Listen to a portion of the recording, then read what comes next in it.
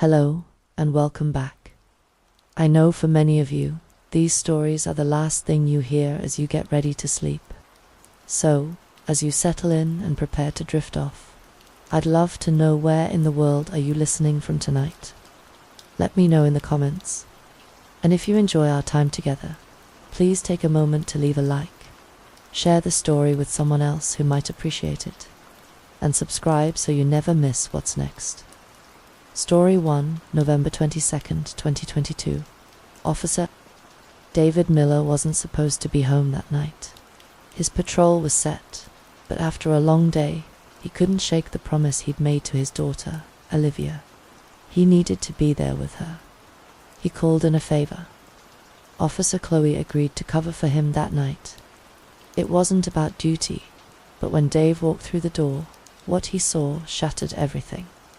His best friend, Sergeant Mark Jacobs, was fleeing from Olivia's bedroom, naked.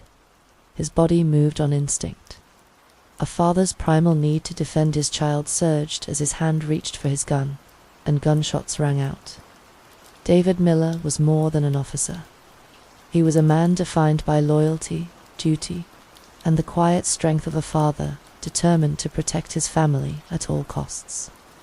At 38, Dave carried a deep sense of responsibility, both as a law enforcement officer and as a single parent. His story is marked by a profound loss that shaped every part of his life. Dave and Sarah had dreamed of a family together. When Sarah became pregnant with their daughter, Olivia, hope filled their home, but tragedy struck during childbirth. Sarah did not survive, leaving Dave alone with a newborn daughter in his arms and a heart forever changed. From that moment, Dave's life became a careful balancing act. Raising Olivia without her mother's presence meant stepping into roles he had never imagined. Sleepless nights, worries about doing enough, and the weight of grief were constants. But through it all, Dave never wavered. His devotion to Olivia was absolute. She was his world, his reason to keep moving forward. Dave's love for his daughter was visible to everyone around him.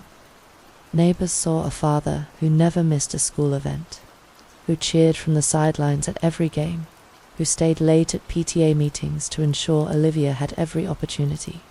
He wasn't just a protector on the streets, he was a protector at home, fiercely committed to his daughter's safety and happiness. Within the community, Dave was a respected figure. His badge symbolized more than authority. It stood for justice, fairness, and care. People trusted him because he showed up, day after day, not just as a lawman, but as a man who genuinely cared. He was known for his calm demeanor, his steady hand in a crisis, and his ability to listen. Behind the badge was a man who carried the scars of loss, but refused to be defined by them. Dave's dedication to his job and to Olivia shaped his every decision. He moved through life with purpose, knowing that every moment with his daughter was precious. This is the man at the heart of a story that would challenge everything he believed about trust, loyalty, and justice. His best friend, Mark Jacobs, was a man known by nearly everyone in the county, a sergeant whose presence commanded respect and trust. At 40 years old, Mark carried the authority of his position with confidence. But beneath the uniform was a man shaped by a lifetime in law, enforcement, and the burdens it carried. Raised in Texas, Mark had grown up understanding the importance of community and order. From his earliest days on the force, he built a reputation as a nonsense leader, someone who believed in upholding the law, but who also understood the value of compassion. His approach earned him loyalty, not just from his deputies, but from the very people he served. Mark's friendship with Dave Miller was more than just professional. They were brothers in arms, bound by years of shared experiences, and battles fought side by side. Their bond went beyond trust. It was a connection forged in moments of danger, triumph, and hardship. They knew each other's strengths, weaknesses, and secrets, exchanging house keys to ensure either could step in for the other in times of crisis. In the community, Mark was a figure of authority, but also of approachability. People turned to him for answers, for protection, and sometimes for reassurance when fear crept in. His reputation as sergeant was solid, firm but fair, respected by peers and citizens alike. Yet, like all men in his line of work, Mark carried pressures hidden from public view. The demands of the job weighed heavily. The lines between right and wrong often blurred in the pursuit of order. His dedication to his role was undeniable, but beneath that dedication lay complexities known only to those closest to him. Mark Jacobs often pushed Dave Miller to open his heart again. He saw how much Dave had sacrificed, how deeply the loss of Sarah weighed on him, and believed that Dave deserved happiness beyond the badge and the role of a single father. Mark encouraged him to try to let someone new into his life, to find a partner who could share the burden of parenting and offer Dave a chance at something resembling normalcy. But each time Dave took a tentative step toward a new relationship, the same pattern emerged. It wasn't about Dave's willingness to love. It was about the woman's willingness to embrace Olivia. Dave's daughter was his world, the one constant in his life, and no one could come between them. To love Dave, a woman had to first love Olivia. That was not negotiable. And time after time, the women Dave brought home failed that test. They didn't connect with Olivia. They didn't show the care or patience a child needed. In Dave's eyes, that was a deal breaker. Because any woman who could not accept Olivia fully was not someone he could trust with his heart or his home. This boundary Dave set wasn't simply about protecting his daughter. It was about safeguarding the fragile balance of his family. After years of loss and struggle, Dave understood that trust had to be earned in every corner of his life, especially when it came to the people he let inside. Mark knew this better than anyone. He watched his best friend walk that line between hope and disappointment again and again. He witnessed the toll it took on Dave, the heartbreak when promising relationships dissolved, and the isolation that followed. But Mark never judged. Instead, he offered his unwavering support and a steady presence, reminding Dave that family came first, no matter what. And yet, this fierce loyalty to Olivia also made Dave guarded, sometimes distant, sometimes unreachable. It created a wall that few could breach. While his colleagues saw a dependable officer, the reality was a man who carried the weight of loneliness. Beneath his calm exterior, November 22nd, 2022, began like any other day for Officer David Miller. The sergeant had assigned him to cover the entire shift, a full day on duty. Dave left his home early in the morning, the weight of responsibility settling over him as he prepared to serve and protect the community once again. The hours stretched long and demanding. Calls came in, reports were filed, and the routine of law enforcement kept Dave on his feet, moving from one task to the next without pause. But throughout the day, a quiet thought lingered beneath the surface, a promise he had made to his daughter, Olivia. He hadn't forgotten that evening was meant to be theirs. He had promised her that he would make her special pancakes. As the sun began to lower in the sky, Dave's focus shifted. He knew he couldn't be in two places at once, but he was determined to keep his word. With urgency, he turned to Officer Chloe, his partner for the day, someone who owed him a favor. Debt of goodwill earned through countless past shifts where Dave had stepped in to cover for him. Dave approached her, voice low but firm. "Chloe, I need you to cover my shift tonight. I promised Olivia I'd be home. She's been waiting, and I can't let her down." There was a hesitation, a moment of weighing duty against friendship, but Chloe understood. She nodded, agreeing to take over for Dave. It was more than a favor. It was a lifeline to a normal evening with his daughter, a chance to be the father he fought every day to be. The decision was made. Relief softened Dave's features as he left the station earlier than expected, heading home with a renewed sense of purpose.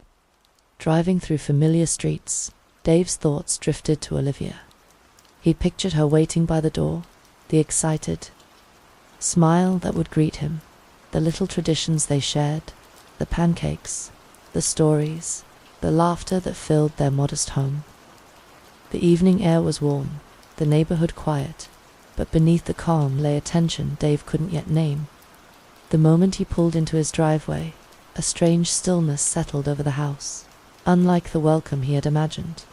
And as Dave stepped inside, his heart lifted at the sound of faint noises from down the hall. He made his way toward Olivia's room, ready to step into the easy comfort of father and daughter. As Dave approached Olivia's bedroom, the soft glow from the hallway light cast long shadows on the walls, the quiet of the evening wrapping around him like a fragile shield. His heart beat steady, but quickened with the excitement of seeing his daughter, imagining the smile that would greet him, the sound of her laughter filling the room. But then, movement sudden, sharp, and urgent caught his attention. Out of the corner of his eye, Dave saw Mark Jacobs sprinting from the doorway, his body exposed, his skin bare against the cool air of the hallway. The sight was staggering.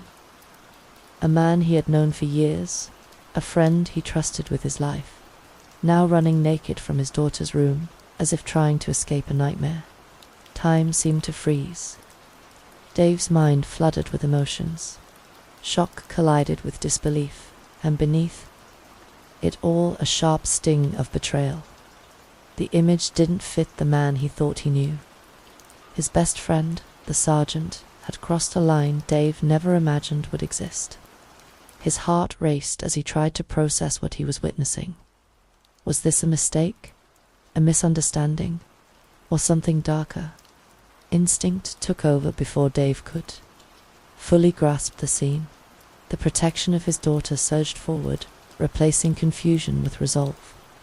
His hand moved to his sidearm, fingers tightening around the grip. He shot him at different parts of his body. The tension snapped, and gunfire shattered the stillness of the house. The sharp cracks echoed violently through the neighborhood, piercing the calm of the night. Outside, a neighbor was jolted awake by the sounds.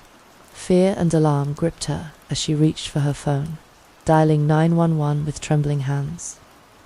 Her voice strained as she reported the shooting next door, the urgency in her call capturing the chaos, unfolding within what was once thought to be a safe, quiet community. Within minutes, police arrived and took him into custody. Dave, a man known for his steadfastness, was now a suspect in a case that shook the very foundation of the community he had sworn to protect.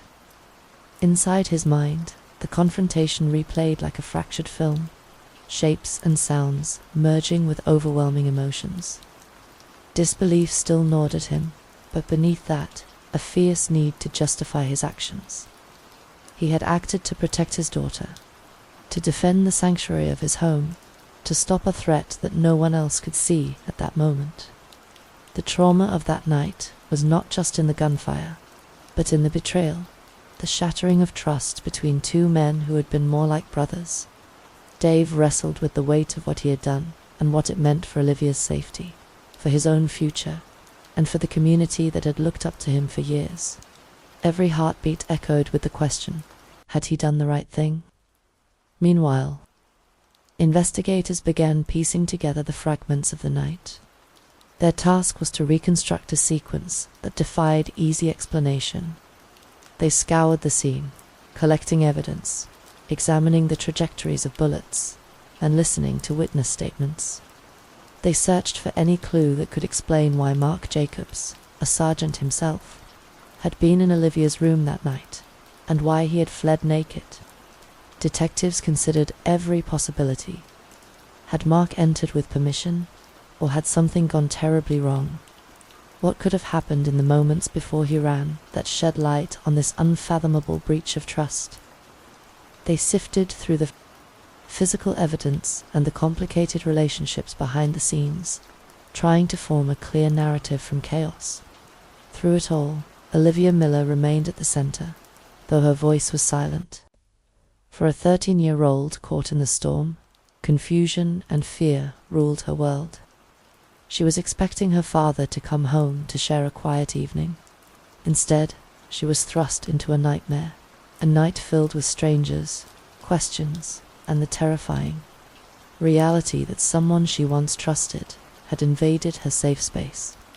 Her young mind struggled to make sense of events far beyond her years.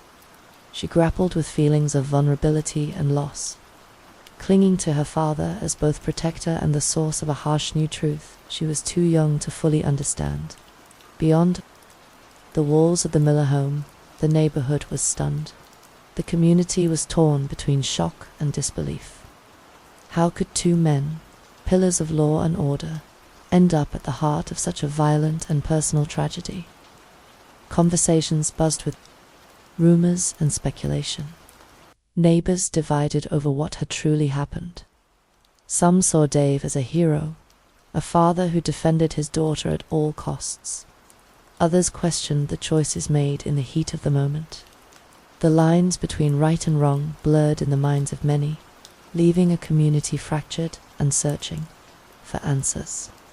In the days and weeks that followed, the emotional ripples spread further.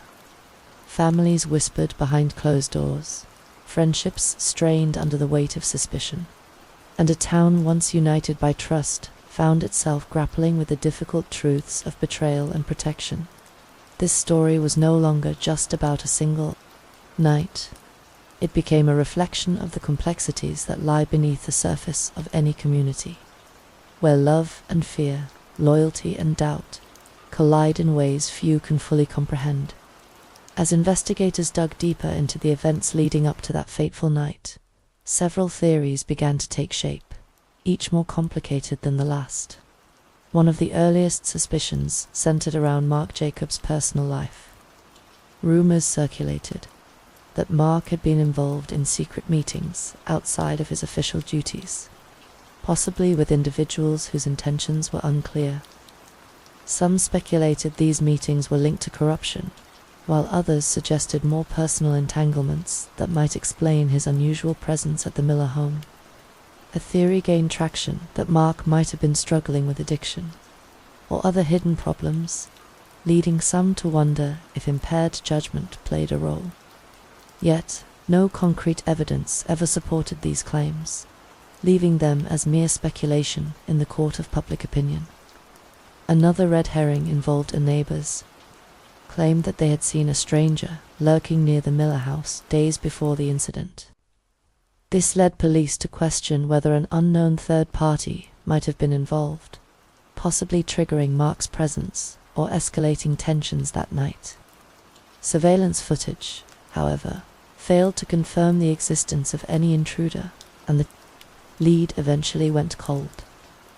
Rumors also surfaced about tension between Dave Miller and Mark Jacobs, unrelated to the incident. Some suggested disputes over departmental politics or personal grievances might have fueled a confrontation that spilled into tragedy. Yet, interviews with colleagues and friends revealed a long-standing bond between the two men, making this theory difficult to reconcile with their history. In the days following the shooting, conflicting witness testimonies further complicated the investigation. One witness claimed to have heard raised voices and shouting hours before the incident, suggesting a possible argument between Mark and Dave. Another, however, insisted the house was quiet and peaceful all evening, casting doubt on the idea of premeditated conflict. Additionally, allegations emerged about Mark's behavior in the weeks prior. Some reported he had been acting erratically, showing signs of stress or distraction. These reports fed a theory that Mark might have been under immense personal pressure, leading to actions that shocked even those closest to him. But these accounts were inconsistent, often second-hand, and difficult to verify. Each of these leads pulled the investigation in different directions, none offering a definitive answer. Some turned out to be dead ends, while others raised more questions than they solved. The police faced a maze of contradictory evidence and half-formed stories that obscured the truth. The community, too, found itself divided by these competing narratives. Some clung to the belief that Mark's presence was an innocent mistake. Others feared something darker was at play. As investigators continued their work, the line between fact and fiction blurred, making the path to justice all the more complicated. In the end, the mystery of Mark Jacobs' secret life and the true motive behind that night remained elusive, buried beneath layers of suspicion, rumor, and uncertainty. The police, determined to find any shred of truth, turned their attention to Mark Jacobs' personal belongings. They had already combed through his home and his past, but something felt missing, a clue that could explain what had led him to Olivia's room that night. His office, a space he had kept locked when not in use, had not yet been fully searched. It was here, in this private corner of his life, that the piece of the puzzle might finally emerge. Detectives entered the office with a quiet determination. There was an air of expectancy in the room, as if they knew something was waiting to be uncovered. They meticulously examined every drawer, every file, but it wasn't until they began searching his desk that something unusual caught their eye. Hidden beneath a stack of paperwork, tucked away in a compartment designed to be overlooked, lay a small, weathered notebook. The edges of the diary were frayed, its pages yellowed with age, as if it had been kept for far longer than the events of that fateful night. At first glance, it seemed like an ordinary journal, but something about its placement, so carefully hidden, immediately struck the detectives as significant. They knew they had found something important. As they flipped open the first pages, the truth began to unfold. The diary wasn't just a collection of thoughts or a routine journal. It was a confession, one that laid bare Mark Jacobs' hidden motives, his internal struggles, and the darker layers of his mind. The writing was raw, revealing a man who had been carrying a burden for far longer than anyone could have imagined. He had deliberately put Dave on duty that night. In the diary, Mark confessed to feelings of jealousy, resentment, and frustration that had been festering for months, even years. He described his growing obsession with Olivia, an obsession that he justified as a need to protect her, but one that blurred the lines of appropriate behavior. He had watched Dave and Olivia from afar, perhaps with admiration, but over time, his thoughts twisted. Mark became convinced that he could offer her something that Dave could not, even if it meant crossing lines that should never have been approached. The diary also outlined moments of tension and conflict between Mark and Dave's subtle but unmistakable wear. Mark felt overlooked and marginalized. His friendship with Dave, strained by jealousy and unspoken resentment. The sergeant's feelings of being excluded, both from Dave's life and from the bond Dave shared with Olivia, manifested in ways that slowly unraveled his sense of right and wrong. In these pages, Mark admitted that he had begun to see Dave as an obstacle, a man whose role in Olivia's life was no longer one of friendship, but one of rivalry. In the later pages of the diary, Mark also openly confessed to tipping off Anna Carter, a nurse who had been working at the hospital during Sarah's labor. It was here, in a vulnerable moment of trust between patient and caregiver, that Mark's manipulation took hold. Anna had administered an overdose of Pitocin, an act that, under the right circumstances, could induce labor complications and, as in Sarah's case, result in death. But what made the revelation even more disturbing was the knowledge that Anna Carter had not acted out of ignorance. She had known. Mark had paid her $3,000 to carry out the deadly act, money that had been handed over with a quiet, sinister agreement. She had taken the money and, in return, had ensured that Sarah's death was tied to the complications of childbirth, the tragedy that no one would question. Anna's involvement had been hidden in plain sight, her conscience buried beneath a veil of rationalizations, but when the truth came crashing down, she had no choice but to face the consequences. Arrested immediately, Anna Carter's life unraveled as the full extent of her role in the plot was exposed. As investigators pieced together the details, the magnitude of what Mark had orchestrated became clear. Dave, a man who had always trusted his friend, had been betrayed in the most unimaginable way. Mark had not only stolen Sarah's life, but had also set into motion a chain of events that had impacted Dave's very existence. The man Dave had relied on for years, the man who had stood beside him through countless trials, was revealed as the mastermind behind the death of his wife. What made it even more unbearable was the realization that Mark had done this to Dave for one simple, twisted reason: envy.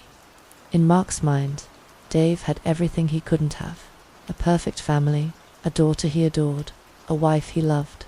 And in a cruel twist, Mark had decided that if he couldn't have that life, he would take it from Dave. For years, Mark had played the long game, using friendship as his perfect tool to manipulate and control. His role as a trusted friend, a sergeant, had allowed him to get close to Dave too close. And it was through this closeness that Mark had engineered Dave's downfall, all the while presenting himself as the one constant, the one man who could be relied upon when the world seemed to crumble. But the truth was finally out. Mark's manipulation, his lies, and his ultimate betrayal were no longer hidden in the shadows. The man who had been a best friend to Dave had been his greatest enemy all along. The discovery of this diary sent shockwaves through the investigation. It was no longer just speculation or rumors. Mark's own words had confirmed a dark and twisted truth. The man who had been a symbol of justice, a trusted figure in the community, had harbored an obsessive fixation that led him to betray the very trust he had sworn to uphold. For Dave Miller, the diary offered a bitter sense of clarity. The man he had trusted as his closest ally, the sergeant who had been like a brother to him, had harbored a dark secret all along. Dave's role as a father, his dedication to protecting Olivia, had ultimately led him to take the only action he thought he could: to defend his daughter from a man who had already crossed too many boundaries. February 20th, 2023.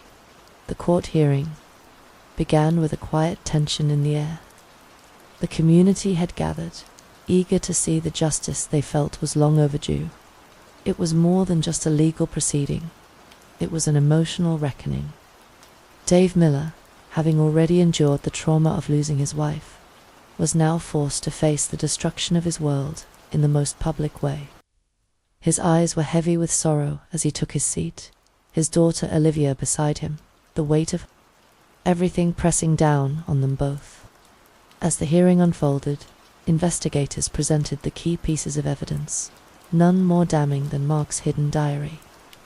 The pages, read aloud in the sterile courtroom, detailed the extent of his obsession, his plan, and the cold, calculated steps he had taken to destroy Dave's life. The courtroom fell into a stunned silence as Mark's words echoed through the room, his confessions painting a chilling portrait of manipulation, envy, and betrayal. Every sentence hit like a hammer, further confirming the horror that had unfolded behind closed doors for years. Then came the testimony that no one had anticipated. Olivia, at just 13 years old, took the stand. The courage it took for her to speak before the courtroom was immeasurable. Her voice, quiet but steady, told the story of her pain. She spoke of the terror the night Mark entered her room and how he made his way with her. Olivia's words were a window into the soul of a young girl who had been forced to grow up too quickly. But they also carried the weight of a truth she would carry with her for the rest of her life. The testimony was emotional, gut-wrenching, and it was clear that no one in that room could ignore the pain Olivia had endured. The judge listened intently, his face stoic, but the toll of the testimony was visible on everyone in the courtroom. It was one thing to read about the betrayal, but hearing it from Olivia herself made it all too real. Anna Carter, the nurse who had played a part in Sarah's death, was also called to the stand. As she sat there, her hands trembling, her confession was almost as shocking as the evidence presented. Anna admitted to her involvement with Mark, revealing that she had been paid $3,000 to administer the fatal dose of Pitocin. She spoke of her guilt and shame, but it was clear she had no answer to justify her actions. She was simply a pawn in a much larger scheme, a scheme that had destroyed lives and left a family broken beyond repair. Her testimony added another layer of betrayal, as the truth about how deeply Mark's manipulation had stretched became even more apparent. With the evidence presented and the testimonies heard, the case moved into its final stages. The defense tried to downplay Mark's actions, suggesting moments of weakness, of poor judgment, but it was clear from the jury's reactions that the weight of the truth had already been established. There was no excusing the lengths Mark had gone to, the lives he had destroyed, all for the sake of his own twisted desires. The judge, after careful deliberation, delivered his verdict. Mark Jacobs was sentenced to 15 years in prison, with the possibility of parole. The sentence sent a ripple of shock through the courtroom. Many felt it was too lenient, considering the scope of his actions and the years of manipulation that had occurred. But in the eyes of the law, it was a sentence that allowed for the possibility of redemption. A chance, however small, for Mark to face his past and the lives he had ruined. For Dave, the judgment did little to ease the ache in his heart. His wife was gone, his best friend was a criminal, and his daughter would never be the same. He left the courtroom that day not with a sense of closure, but with a quiet resolve to rebuild, to find a way forward in a world that had been shattered. This brings us to a critical question for the audience. Would you have done the same? In that moment, with Mark fleeing from Olivia's room, Dave had only one thought: his daughter's safety. But how many of us would have reacted similarly in such a situation? Would you have drawn your weapon? Would you have done whatever it took to protect your loved one, even if it meant destroying a friendship that had once been sacred? This is a question that forces us to confront our own values, our own principles, in a moment of extreme stress. And what about the deeper question? How do you protect your family when the danger comes from a friend? In Dave's case, the line between friend and foe was blurred beyond recognition. Mark, who had been his closest confidant, had become a threat in an instant. What does it mean to protect your family when the person who was threatening them was once someone you trusted, someone you thought you could rely on? This is a dilemma that strikes at the heart of human relationships. How do we truly know the people we let into our homes, our lives, and our hearts? How do we determine when someone is no longer a friend, but a danger waiting to strike? For Dave, the question remains unanswered. His story is a reflection of the complex web of human relationships, where trust can easily be shattered, and the lines between right and wrong can become frighteningly blurred. His journey forward will require more than just physical protection. Of Olivia, it will require the rebuilding of trust in a world where betrayal has proven to be far more common than he ever believed. For Olivia, the journey will be even harder. She will have to learn to navigate a world where trust is fragile and betrayal can come from those closest to us. The emotional and psychological impact of what she experienced that night will shape her perception of the world, of people, and of her own sense of safety. As a community, the ripple effects of this tragedy will be felt for years to come. People will question their own relationships, their own trust in the figures who have been put in positions of power. The legacy of Mark Jacobs, once a pillar of the community, will now be one of caution, a warning of how deeply trust can be abused and how easily the facade of friendship can be torn away to reveal a far more dangerous truth. Story 2. The Whispering Sands Motel sits like a forgotten mirage on the edge of Highway 93, its neon sign flickering weakly against the vast emptiness of the Arizona desert. Most people drive past without a second glance, which is precisely what they should do. I wish I had never stopped here myself.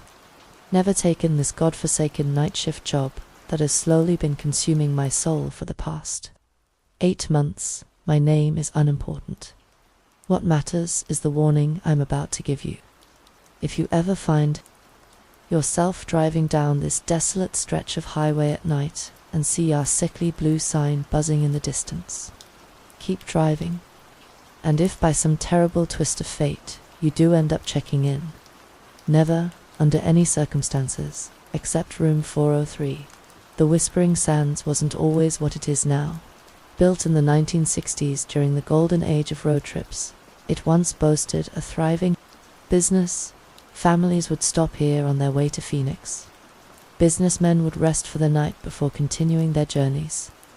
The photographs in the lobby show smiling faces, pristine rooms, and a swimming pool that hasn't held water in decades. I found the job listing online during a particularly desperate period of my life. Recently divorced, struggling with mounting debt, and needing to get away from the suffocating memories of my failed marriage, I applied without giving it much thought. The listing was vague. Night manager, needed accommodations included. Minimal guest interaction. Perfect for those seeking solitude. When I arrived for the interview, I should have turned around immediately. The motel looked nothing like the photos in the listing. The paint was peeling, the parking lot cracked and overrun with weeds. But desperation has a way of blinding you. 2 red flags. The owner, Mr. Thorne, was a gaunt man with yellowing teeth and eyes that never seemed to blink enough. He barely asked me any questions during the interview, just nodded occasionally as I rambled about my customer service experience. When I finished, he slid a key across the desk. Room 201, he said. Staff quarters. You start tonight. Don't you want references or to discuss salary? I asked, confused by the abruptness. He smiled, a thin stretching of lips that never reached his eyes. Salary is discussed in your contract. As for references, he paused, his gaze drifting over my shoulder to the empty lobby behind me. We find that people's pasts are often irrelevant to their ability to perform here. I should have walked out then, but the promise of a roof over my head and a steady income, however meager, was too tempting to pass up. That first night was quiet. Mr. Thorne showed me the basics: how to check guests in, where the spare keys were kept, the logbook where I was to record all activities. The motel had 40 rooms spread across 2 floors, but only about a quarter of them were in service. The rest, he explained, were under renovation. One final thing, he said as he prepared to leave me to my first shift. Room 403 is permanently out of service. Under no circumstances are you to rent it out or enter it yourself. Is that clear? I nodded, assuming it was in disrepair, like many of the other rooms. Even if a guest specifically requests it, he added with unusual intensity. Even if they offer more money, even if the motel is otherwise full, room 403 remains vacant, always. With that cryptic warning, he left, and I settled in for what I assumed would be a boring night of occasional check-ins and mindless television watching in the back office. The first few weeks were uneventful. We had few guests, mostly truckers, needing a few hours of sleep, the occasional couple who couldn't afford the nicer places closer to Phoenix, and sometimes people who struck me as being on the run from something or someone. I didn't ask questions. In a place like the Whispering Sands, people valued their privacy. It wasn't until my 3rd week that I first noticed something strange about room 403. I was doing my nightly rounds, checking the perimeter of the building as required, when I passed by the room on the far end of the 2nd floor, while all the other vacant rooms were dark. A faint light seemed to be coming from under the door of 403.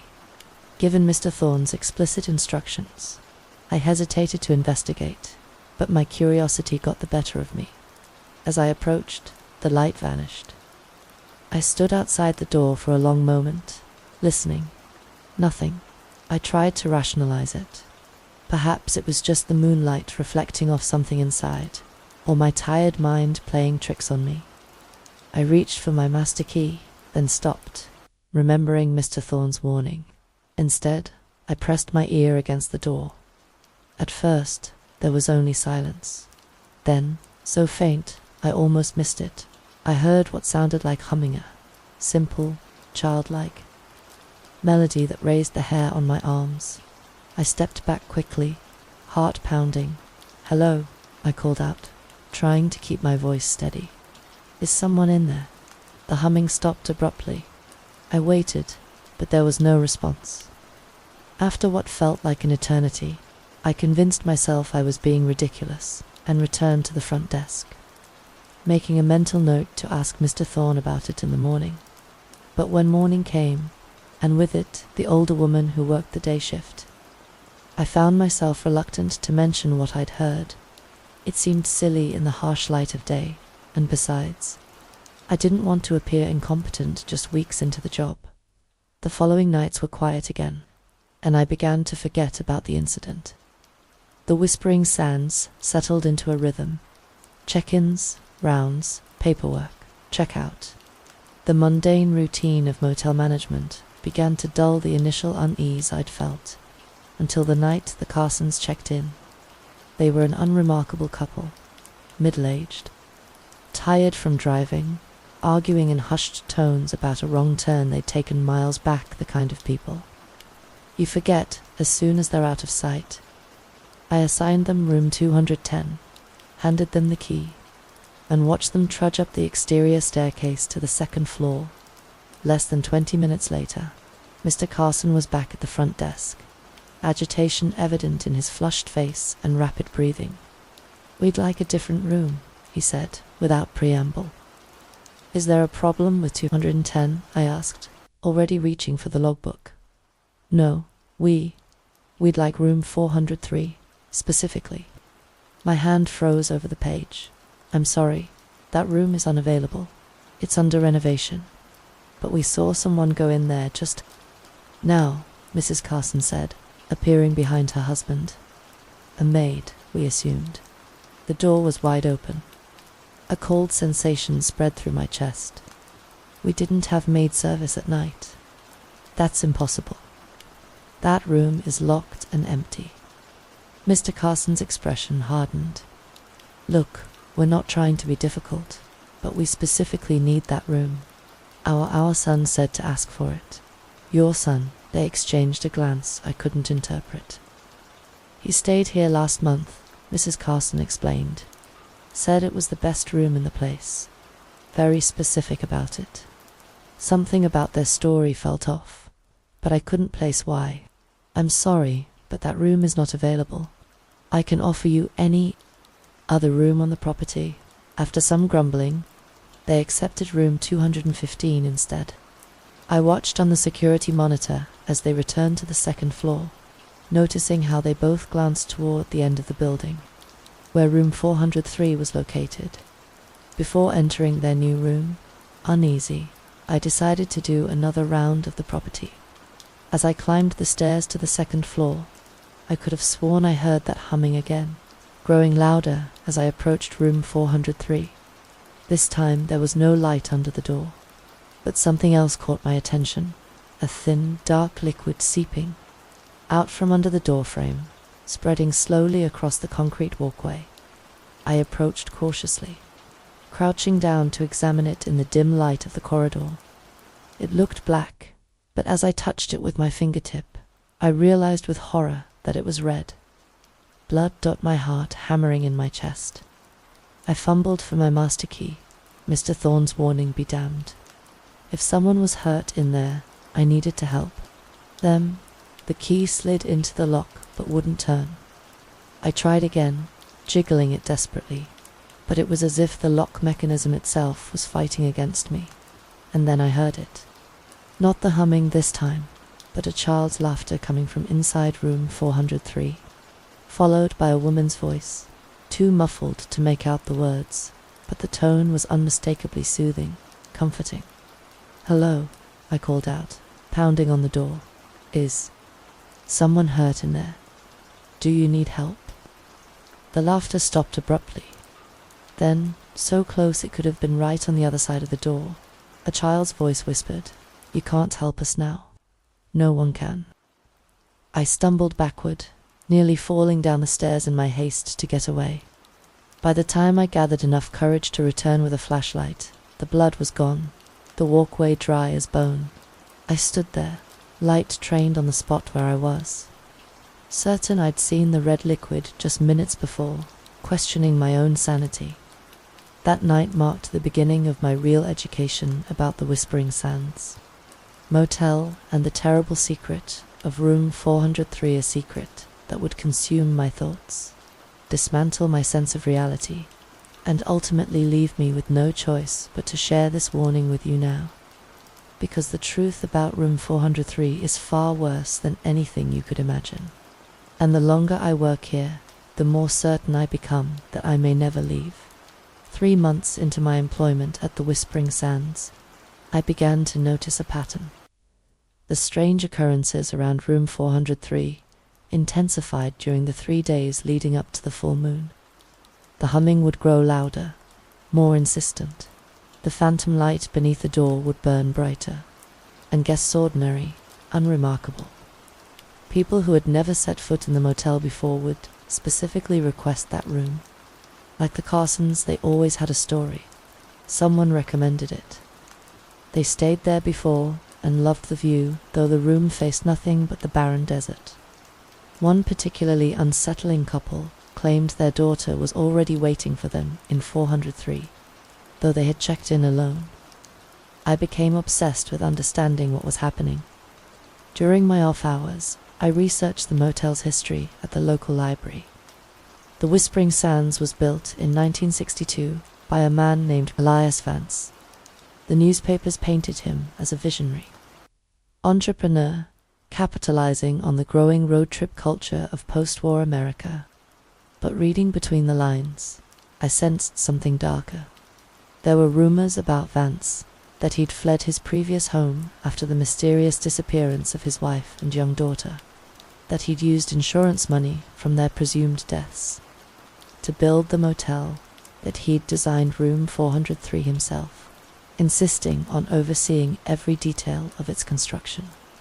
In 1970, Vance himself disappeared. The motel passed through several owners before Mr. Thorne acquired it in the late 1990s. Each transfer of ownership coincided with unexplained deaths or disappearances in the area, but nothing concrete linked these events to the motel itself, and certainly nothing pointed to room 403 specifically.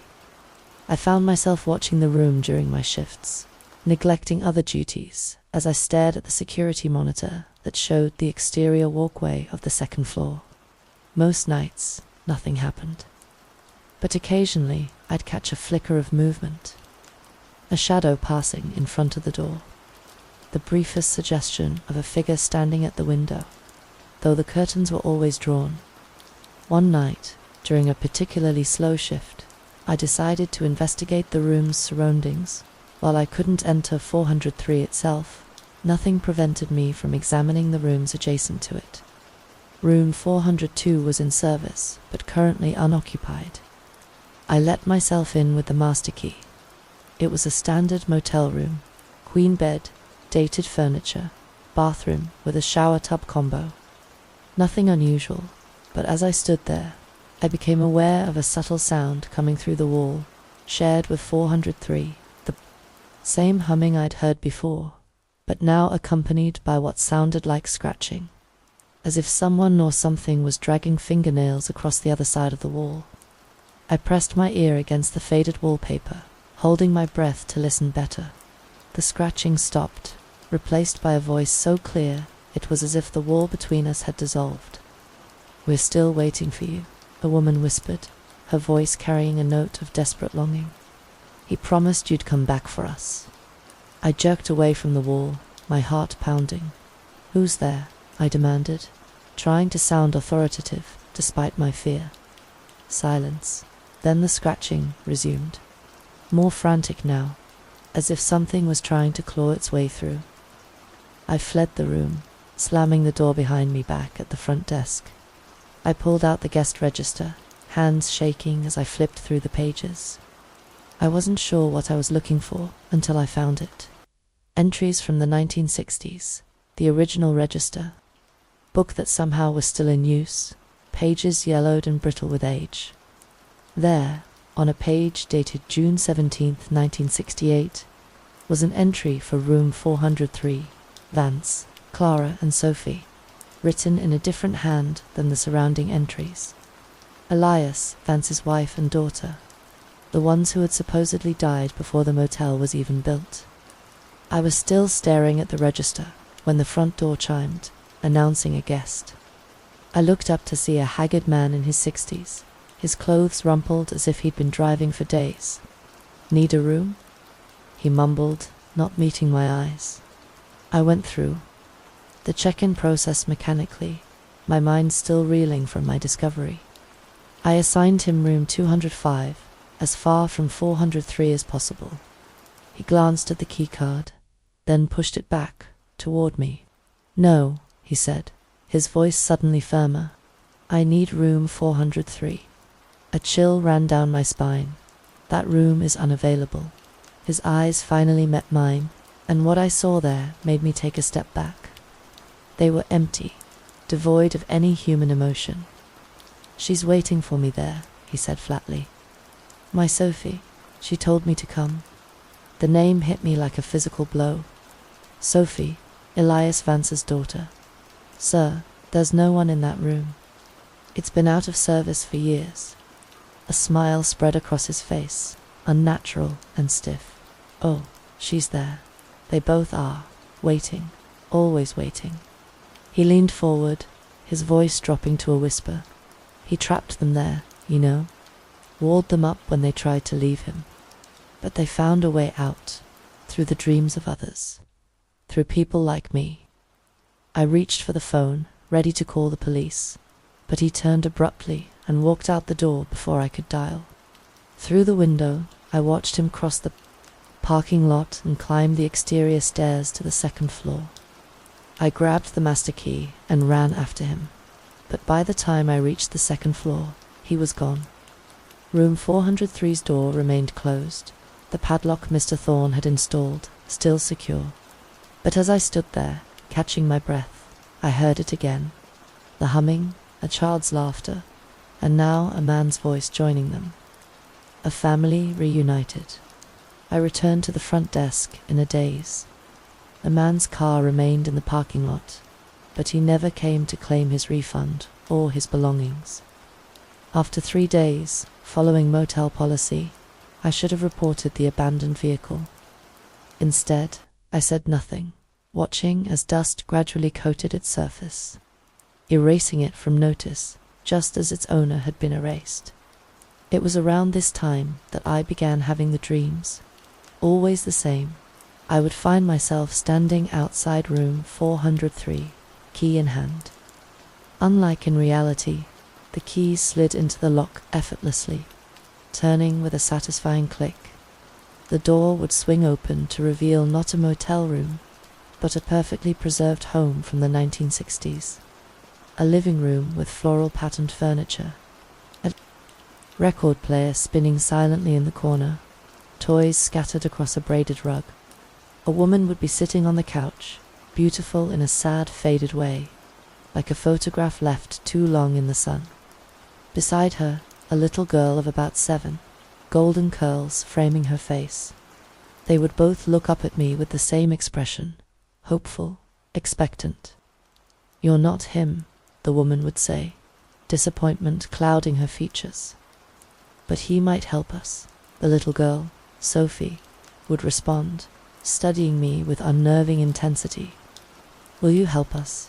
she would ask, holding out her small hand to me. Each time, I would wake before I could answer, drenched in sweat, the echo of Sophie's question lingering in my mind. "Will you help us?" I began to dread sleep almost as much as I dreaded my shifts at the motel. The lines between the dreams and reality started to blur. I would catch glimpses of Sophie from the corner of my eye, standing at the end of the hallway, reflected in the lobby mirror.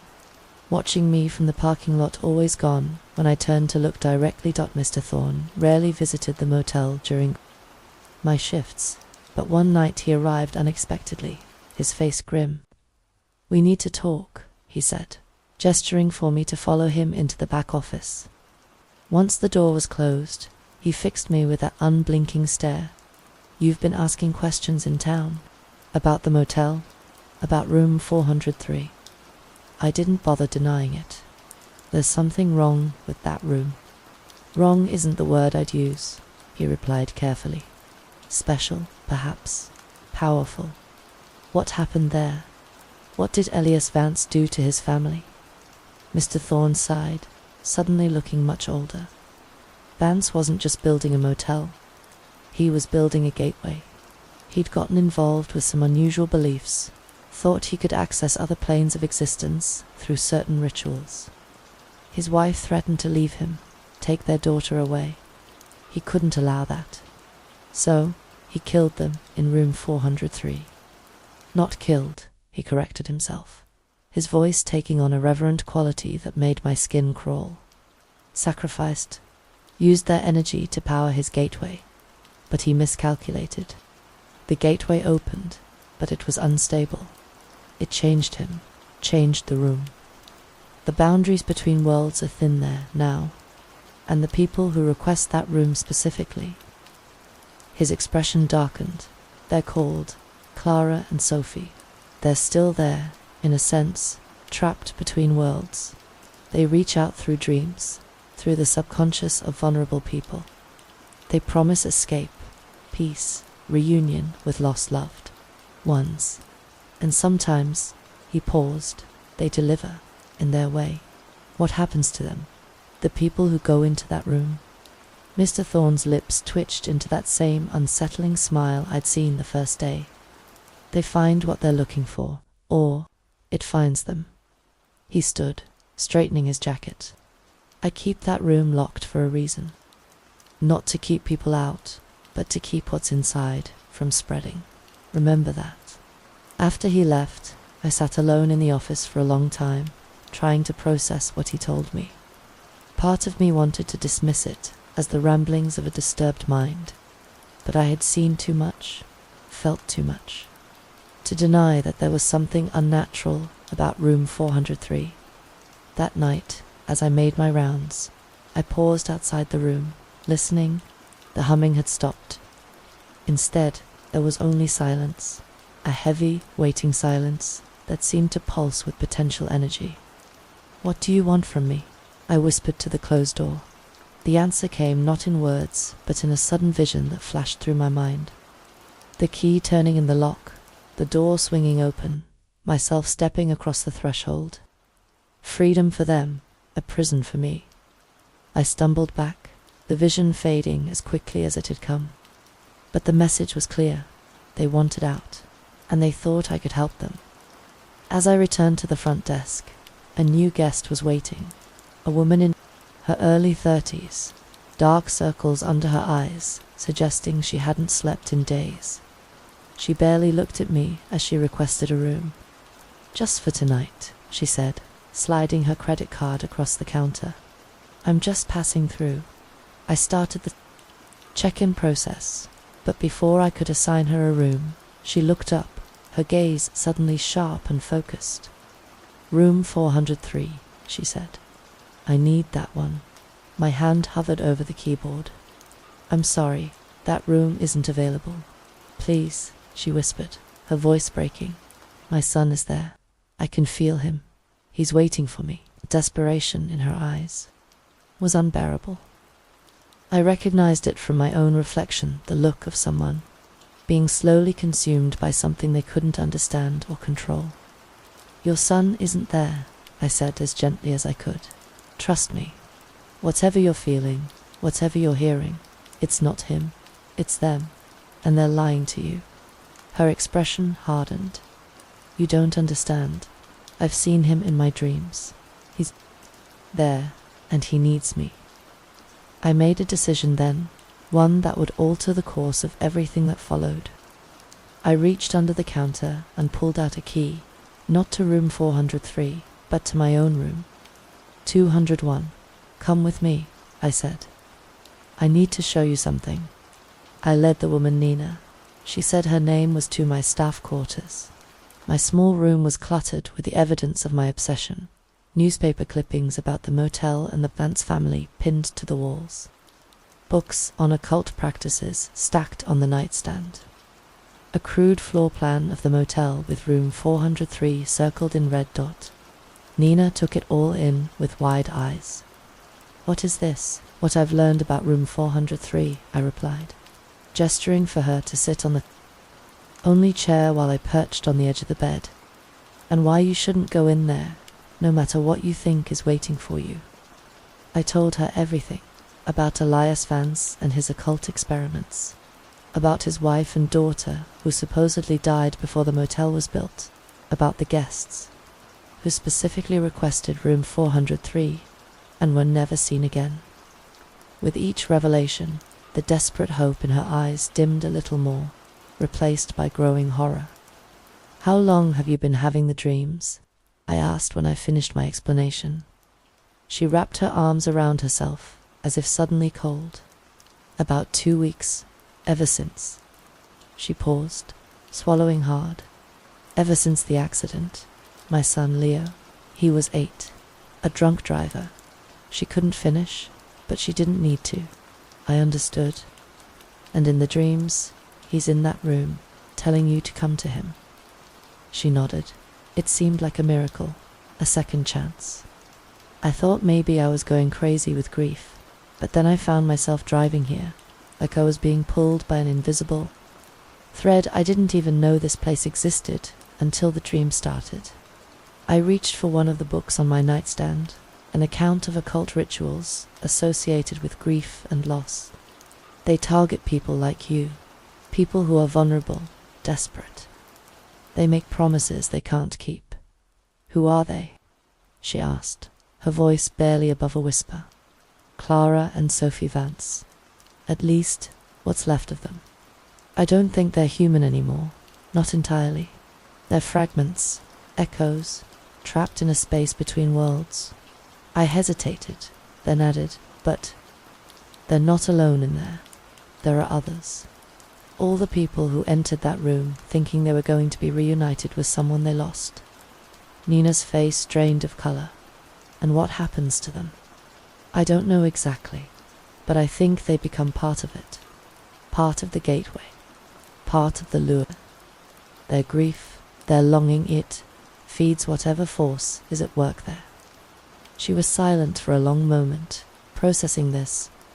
Then, if what you're saying is true, why are you still here? Why haven't you left this place? It was a question I'd asked myself countless times. At first, I stayed because I had nowhere else to go. Then, as I learned more about room 403, I stayed because I felt responsible, somehow, like I needed to warn people, protect them from it. I ran a hand through my hair, suddenly exhausted, and now I'm not sure I can leave. The dreams are getting stronger, more frequent. Sometimes I hear them even when I'm awake. Nina looked at me with a mixture of pity and fear. You're being pulled in, too. Yes, I admitted. But I'm fighting it, and so should you. She stood abruptly, pacing the small room. What if it really is Leo, though? What if there's even the slightest chance? It's not him, I said firmly. It's using his image, his voice, to reach you. But it's not him. How can you be sure? She demanded, tears welling in her eyes. I couldn't answer that. I wasn't sure, not completely. And in that moment of doubt, I saw a decision form in her eyes. Thank you for telling me all this, she said, moving toward the door. I need some time to think.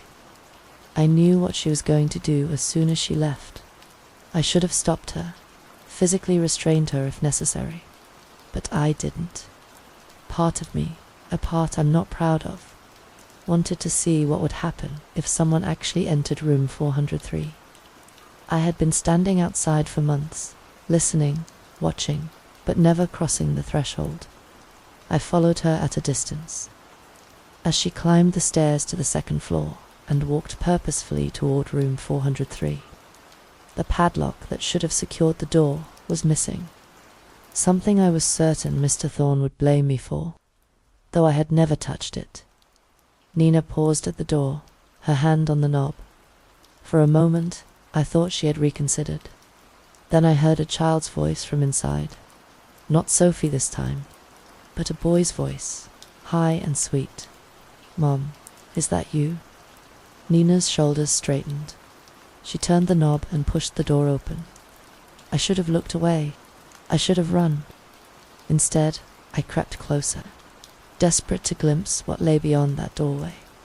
What I saw defied all logic, all understanding of physical space. The door opened not to a motel room, but to a vast, impossible landscape, a twilight realm where the boundaries between reality and nightmare blurred. The walls stretched into infinity, covered with countless doors, each one identical to the exterior door of room 403. The floor appeared solid from a distance, but seemed to shift and ripple like dark water when looked at directly. And there were people, dozens, perhaps hundreds of them, wandering aimlessly among the doors, calling out names, searching. Some looked freshly arrived, confused but hopeful. Others were clearly long-term residents, their bodies gaunt, their movements mechanical, their eyes hollow with the realization that what they sought would forever elude them. In the center of this impossible space stood a little boy with Nina's eyes and smile. He held out his hand to her, his form flickering slightly, like a television with poor reception. "I've been waiting for you," he said. Nina stepped forward without hesitation, crossing the threshold. As she did, I saw something shift in the boy's expression, a momentary glitch that revealed something ancient and hungry beneath the child's facade. I wanted to call out, to warn her, but my voice failed me. I could only watch as she took her son's hand and the door slowly began to close behind them. Just before it shut completely, the boy looked over his shoulder directly at me. But it wasn't a child's gaze that met mine. It was something else. Something that recognized me, knew me, had been waiting for me all along. "Your turn will come," it said in Sophie Vance's voice. The door closed with a sound like the ending of the world. I ran back to my room, locked the door, and spent the night huddled in the corner, lights blazing, fighting to stay awake. The dreams would be waiting for me if I slept, more vivid now, more persuasive. And Sophie would no longer be asking for my help. She would be demanding it. In the morning, I reported Nina as a missing person to the local police. They conducted a cursory investigation, noted that her car was still in the parking lot, but all her belongings were gone, and concluded she had likely left on foot or with someone else. Another disappearance that would remain unexplained. That day, I made a decision. I wouldn't end up like Nina, like all the others who had vanished into room 403. I would find a way to end this, to close the gateway Elias Vance had opened, and I would start by confronting the one person who seemed to know more than he was telling, Mr. Thorne. He wasn't surprised when I barged into his home, wild-eyed and demanding answers. He simply sighed, as if he'd been expecting me, and invited me in for a drink. "So, you've seen it," he said as he poured 2 glasses of whiskey. It wasn't a question. "What is that place?" I demanded. "And what happens to the people who go in there?" He handed me a glass, his expression unreadable. "It has many names in many traditions. A liminal space, a crossroads, the in-between, Elias." Vance thought he could control it, use it to access knowledge beyond human understanding. He took a long sip of his drink. He was wrong, and the people. Mr. Thorne's gaze drifted to a photograph on his mantelpiece, a young woman with his eyes and smile. They become part of it. Their longing, their grief, their hope, it all feeds the entity that dwells there. strengthens it, allows it to reach further into our world, entity. I echoed, a new fear forming. Whatever was on the other side when Vance opened his gateway. Not his wife and daughter. They were just the first sacrifices. Their images, their voices, they're just masks it wears to lure others in. I set down my untouched drink, suddenly understanding, like your daughter in that photo. That's why you're here, isn't it? You're drawn to it too. A sad smile crossed his face. We all have our ghosts, our regrets, things we'd give anything to change. He looked at me intently. What's yours? What loss is it using to call to you? I opened my mouth to deny having any such vulnerability, then closed it. The truth was, I hadn't been hearing Sophie or Clara in my dreams lately. I'd been hearing my ex-wife's voice, telling me she forgave me, that we could start over, be happy again. It doesn't matter, I said finally.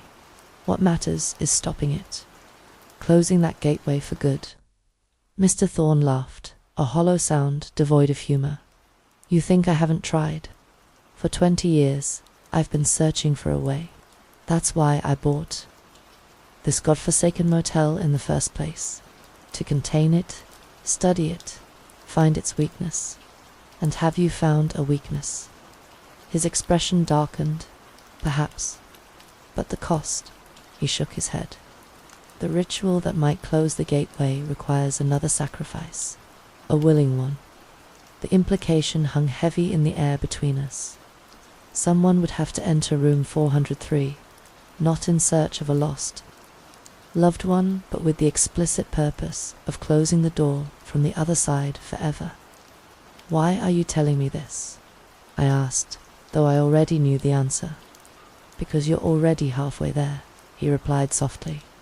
The entity has its hooks in you, just as it does in me. The difference is, you still have the strength to fight. It to turn its hunger against it. I left his house with a small, leather-bound book, Vance's journal, chronicling his descent into obsession and the ritual that had opened the gateway. The final pages contained his frantic notes about a counterspell, a way to undo what he had unleashed. As Mr. Thorne had said, it required a sacrifice. Back at the motel, I locked myself in my room and studied the journal until my eyes burned. The ritual was complex, but ultimately straightforward. I would need to enter room 403 voluntarily, with the full knowledge of what awaited me. Once inside, I would need to locate the original doorway, first room 403, that existed before the motel was even built, the one in the Vance family home where Clara and Sophie had been sacrificed. And then I would need to close it, sealing myself inside with the entity forever. The thought was terrifying. But as I sat there, I could hear the humming growing louder, more insistent. The voices from room 403 were calling more people to their doom every day. If I did nothing, how many more would be lost?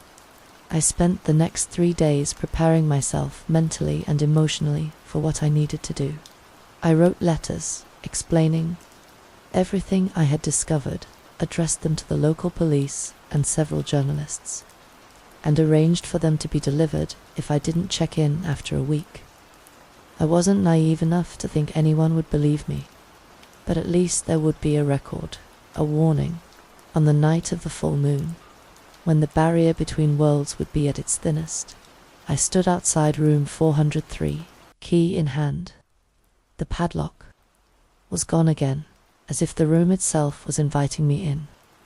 I could hear them clearly now, not just Sophie and Clara, but all the lost souls trapped in that twilight realm. Among them, my ex-wife's voice, promising forgiveness, a new beginning. The temptation to believe, to give in to the fantasy, was almost overwhelming. But I wasn't there for reconciliation or second chances. I was there to end this, to close the gateway that had claimed too many lives. With a deep breath, I inserted the key into the lock, turned it, and pushed open the door to room 403. The twilight realm beyond room 403 was both familiar and utterly alien.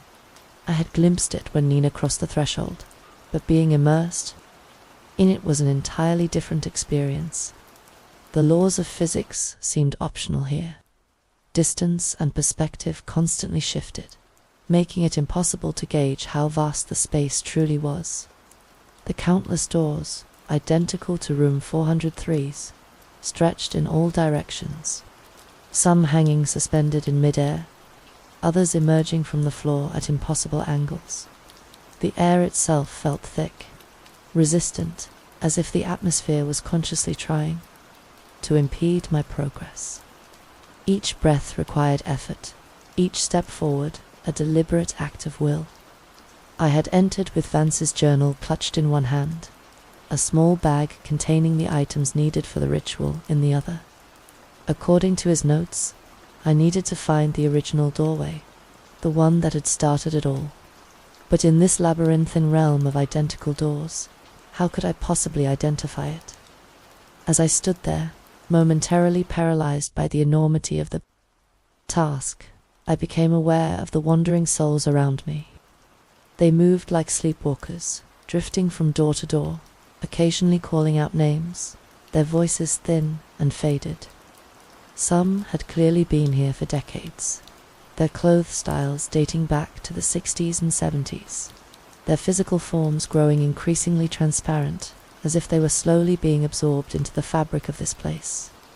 I tried to speak to several of them, but they looked through me, their eyes fixed on some point in the distance, pursuing their personal mirages. All except one. A woman sitting cross-legged on what passed for a floor, her back against one of the doors. Unlike the others, her gaze was clear, lucid. It took me a moment to recognize her. Nina, the woman who had entered room 403, just days ago in our world. She looked up as I approached, neither surprised nor frightened by my appearance. "I wondered if you'd follow," she said, her voice oddly distorted, as if reaching me through water. I crouched beside her. "Nina, do you know where you are? Do you remember the motel?" A sad smile crossed her face. "I remember everything. The motel, my son, you warning me." She gestured at the endless expanse around us. "This place, it strips away illusions, eventually. Shows you the truth." "What truth?" "That what we're looking for isn't here. Never was." Her expression turned bitter. "Leo appeared to me when I first arrived. Looked just like him. Sounded just like him. I was so happy, so relieved. But then she trailed off, her gaze distant." "What happened?" I prompted gently. He changed his face. It melted away, and underneath was something else. Something ancient and hungry. It feeds on us, our hope, our despair, our longing, all those emotions we carry. They're like fuel. To it, a chill ran through me. "The entity, the thing Vance awakened?" Nina nodded. "It's everywhere here. In the air we breathe, in the ground beneath us. Sometimes it takes forms we recognize to torment us. Other times, it's just present, watching, feeding. I'm here to stop it," I said, showing her Vance's journal, to close the gateway. For the first time, a spark of genuine emotion animated her features. "Is that possible?" "According to this, yes. But I need to find the original doorway, the one from the Vance home, where it all began." Nina stood, suddenly energized. "I think I know which one it is. I've been exploring this place, trying to understand it. There's a door that feels different from the others. Older, more substantial somehow. The others avoid it. Can you take me there?" She hesitated. "It's dangerous. The entity guards it most closely. I have to try." With a nod, she began leading me through the impossible geography of room 403's realm. As we walked, I noticed the other souls becoming agitated, moving away from our path, some even crying out in fear. "They sense your purpose," Nina explained. "They've been here so long, they've become extensions of the entity itself. Parts of it. They don't want the gateway closed because they no longer remember what it means to be truly human, truly separate. The thought was horrifying. Not just death or entrapment, but a gradual dissolution of self, an absorption into the hungry consciousness that ruled this place. "How have you resisted?" I asked. Nina's pace slowed. "I keep reminding myself of what's real. My son died. I buried him. Whatever spoke with his voice here isn't him." Her voice broke slightly. "It's the hardest thing I've ever done, to accept that truth over and over when every instinct screams to believe the lie." We walked in silence after that, navigating the shifting landscape. Occasionally, familiar faces would appear in our path. My ex-wife smiling warmly, Mr. Thorne's daughter, even Sophie Vance herself, still in her 1960s dress, still holding out her small hand in invitation. Each time, Nina would grip my arm tightly, steadying me against the emotional pull. "Don't look directly at them," she advised. "They're not real. Just echoes, reflections of what the entity has taken from our minds." Finally, we reached a door that, as Nina had described, felt different from the others. While identical in appearance, it somehow seemed more solidly anchored in reality, less prone to the shifting and warping that affected everything else in this realm. An air of antiquity clung to it, a sense of primal wrongness that made my skin crawl. "This is it," Nina whispered. "The original." I reached into my bag, pulling out the items needed for the ritual: a small silver mirror, a vial of salt, a candle made of rendered fat I didn't want to know from what, and a knife with a bone handle.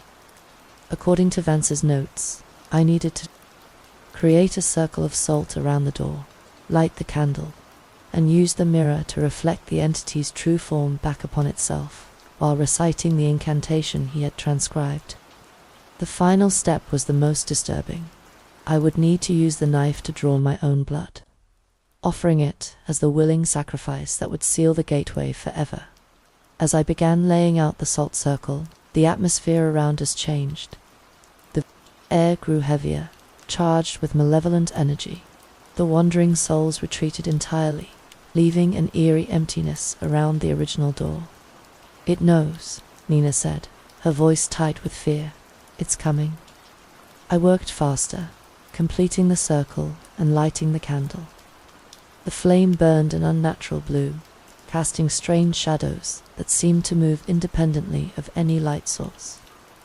"When I begin the incantation, run," I told Nina.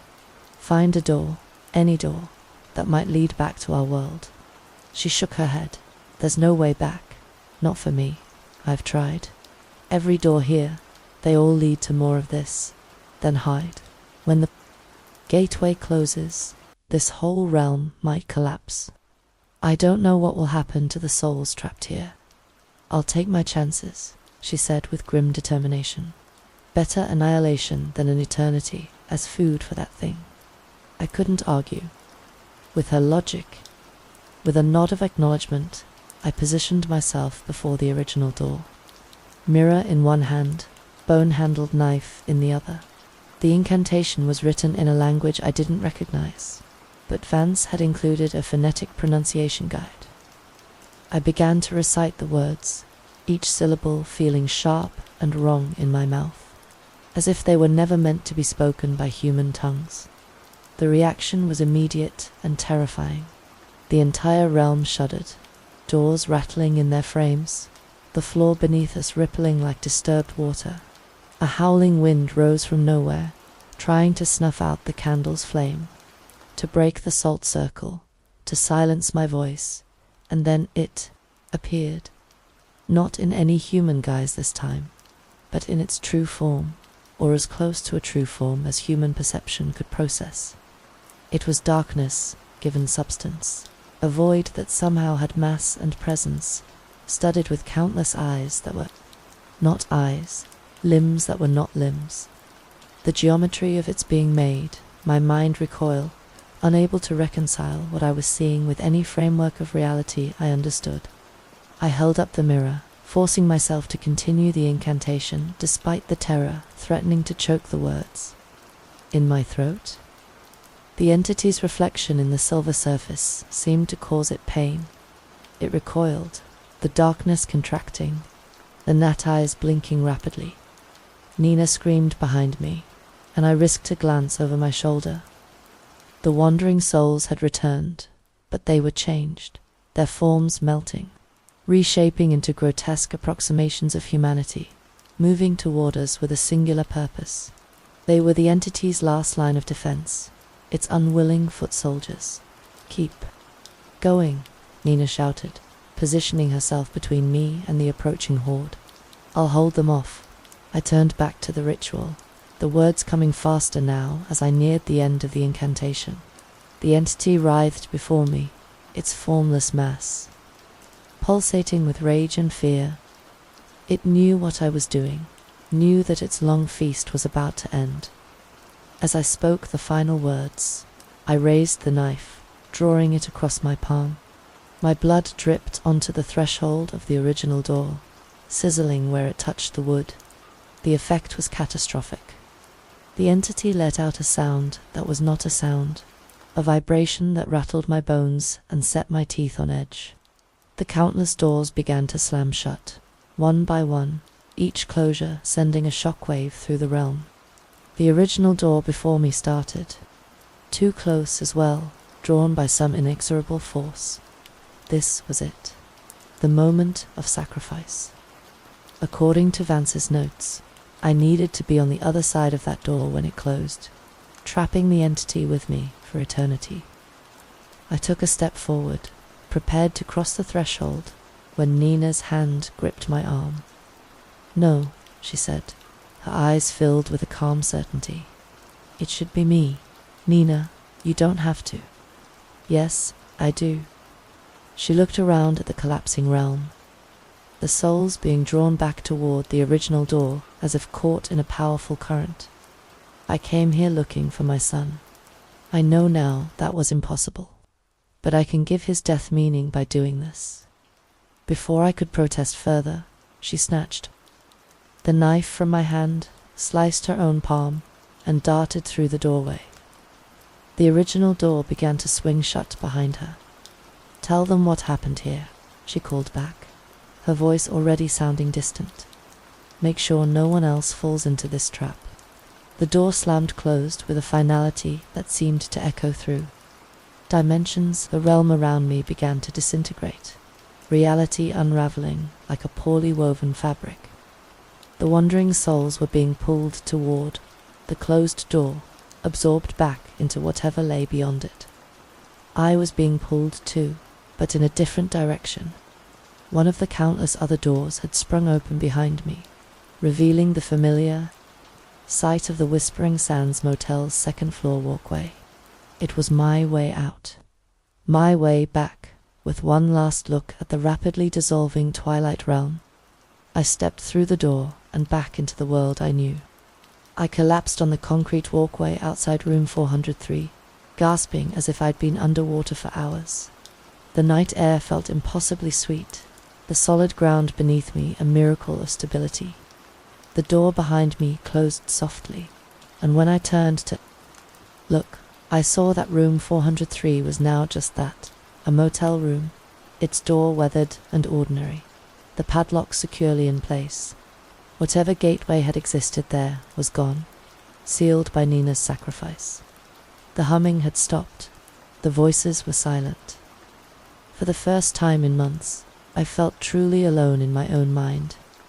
I made my way back to my room on shaking legs, collapsed on the bed, and fell into a dreamless sleep that lasted nearly 24 hours. When I awoke, I half expected to find that it had all been an elaborate hallucination, that room 403 was still haunted, still calling to the grief-stricken and desperate.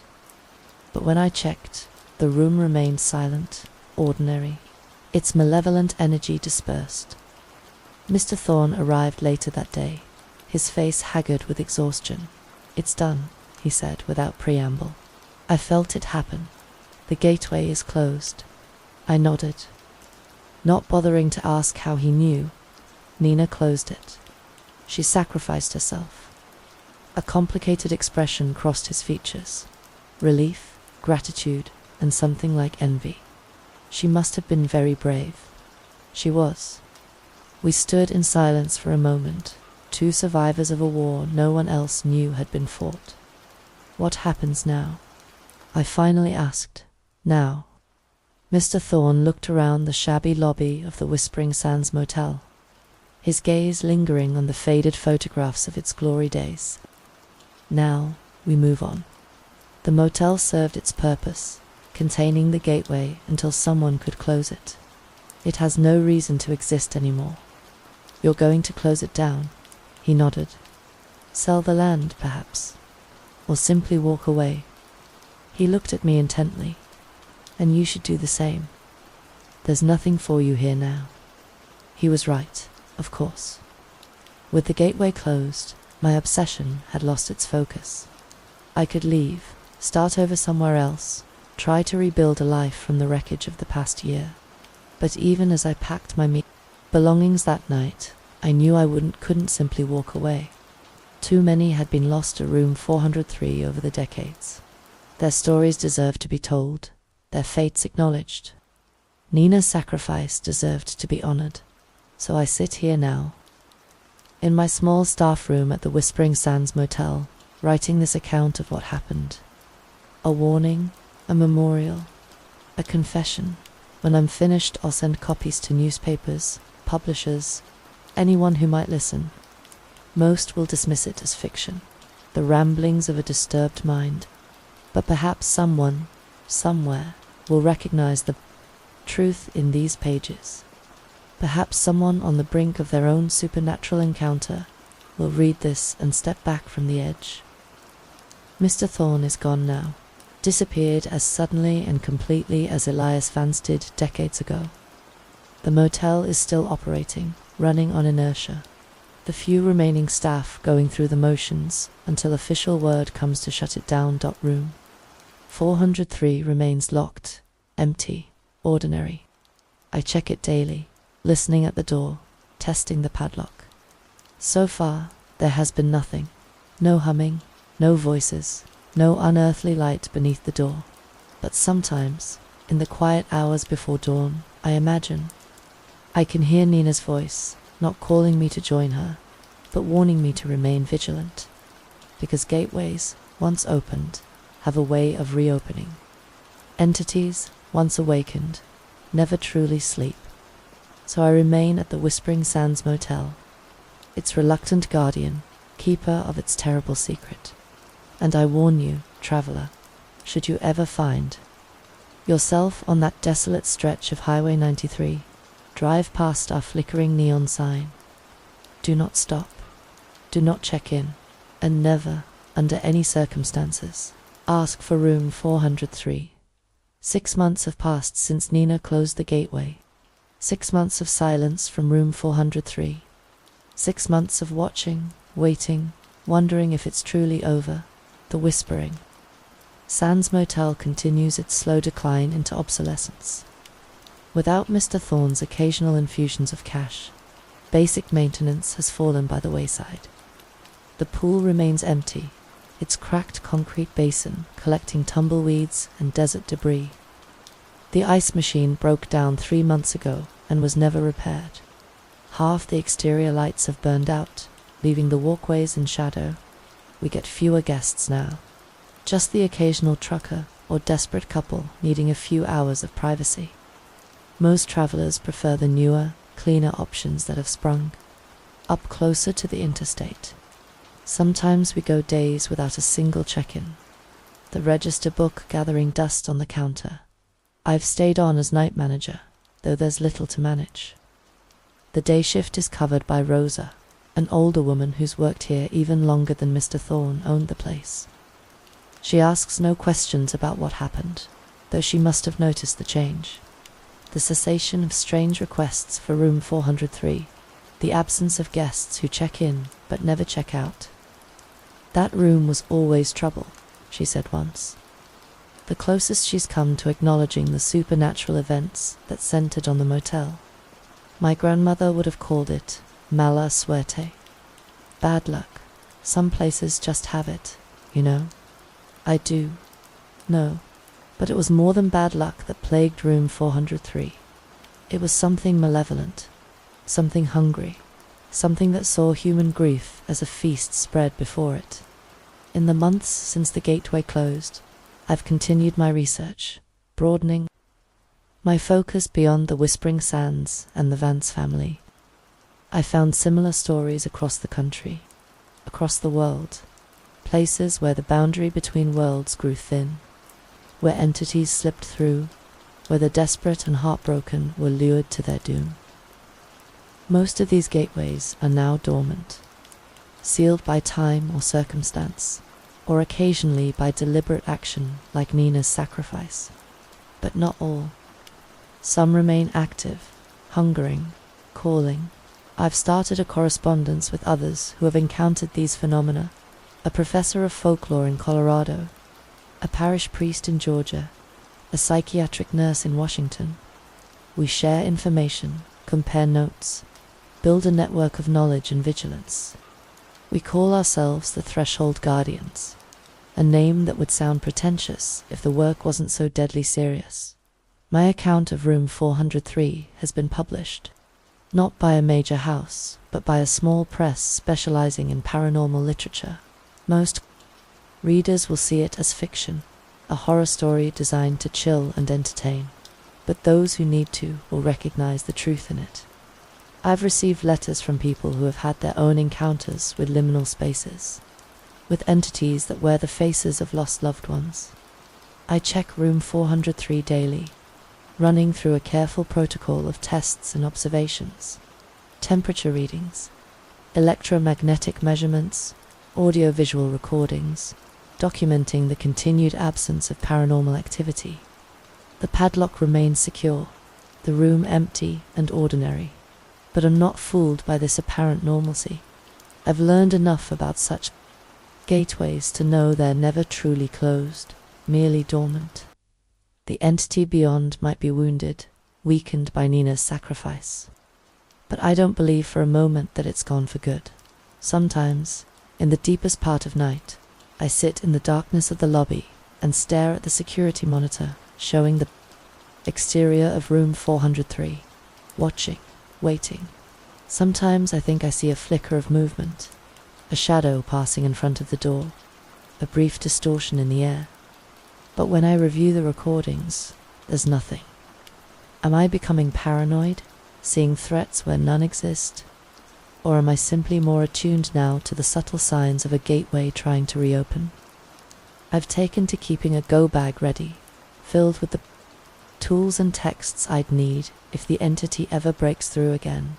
The bone-handled knife that tasted Nina's blood, a new silver mirror to replace the one lost in the Twilight Realm, salt, candles, protective charms recommended by my various correspondents. I don't know if any of it would actually work a second time, but the preparation gives me a sense of control, of readiness. The dreams have changed since the gateway closed. I no longer hear my ex-wife's voice promising reconciliation. No longer see Sophie Vance's outstretched hand.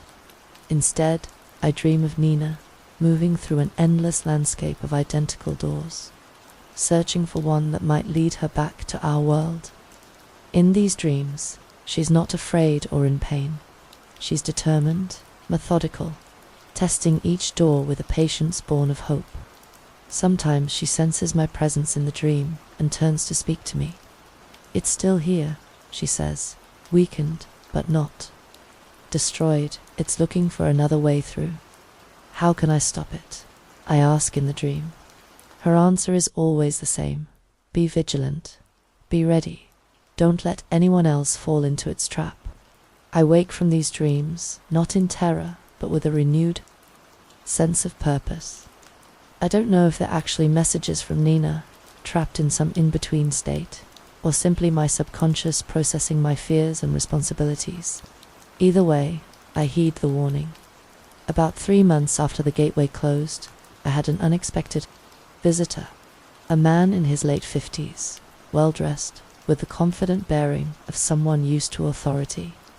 He checked in late one night, requesting a room for a single night. I assigned him room 207, as far from 403 as possible, out of habit. He lingered at the desk after completing the check-in process, studying me with unusual intensity. "You're the one who wrote about this place, aren't you?" he finally asked. "About room 403. My hand moved instinctively toward the drawer where I kept my defensive tools: salt, iron filings, a small silver bell that was supposed to disrupt supernatural influences. "Who's asking?" I replied cautiously. He smiled, reaching into his jacket pocket and producing a business card. "Dr. Alan Chambers, Department of Parapsychology, Northwood University." I examined the card suspiciously. Never heard of it. Few have. We keep a low profile, for obvious reasons. He gestured around the empty lobby. "May I speak frankly?" I nodded, still wary but curious. "I represent an organization that studies phenomena like what you described in your account, interdimensional gateways, entities that feed on human emotion, liminal spaces where reality thins." He leaned forward, lowering his voice. "We've been monitoring this location for decades, ever since Elias Vance's experiments first opened the gateway. You knew about this place all along." I felt a surge of anger. People died here. People disappeared. Why didn't you do something? Dr. Chambers had the grace to look uncomfortable. "Our mandate is observation and documentation, not intervention. We underestimated the threat this particular gateway posed.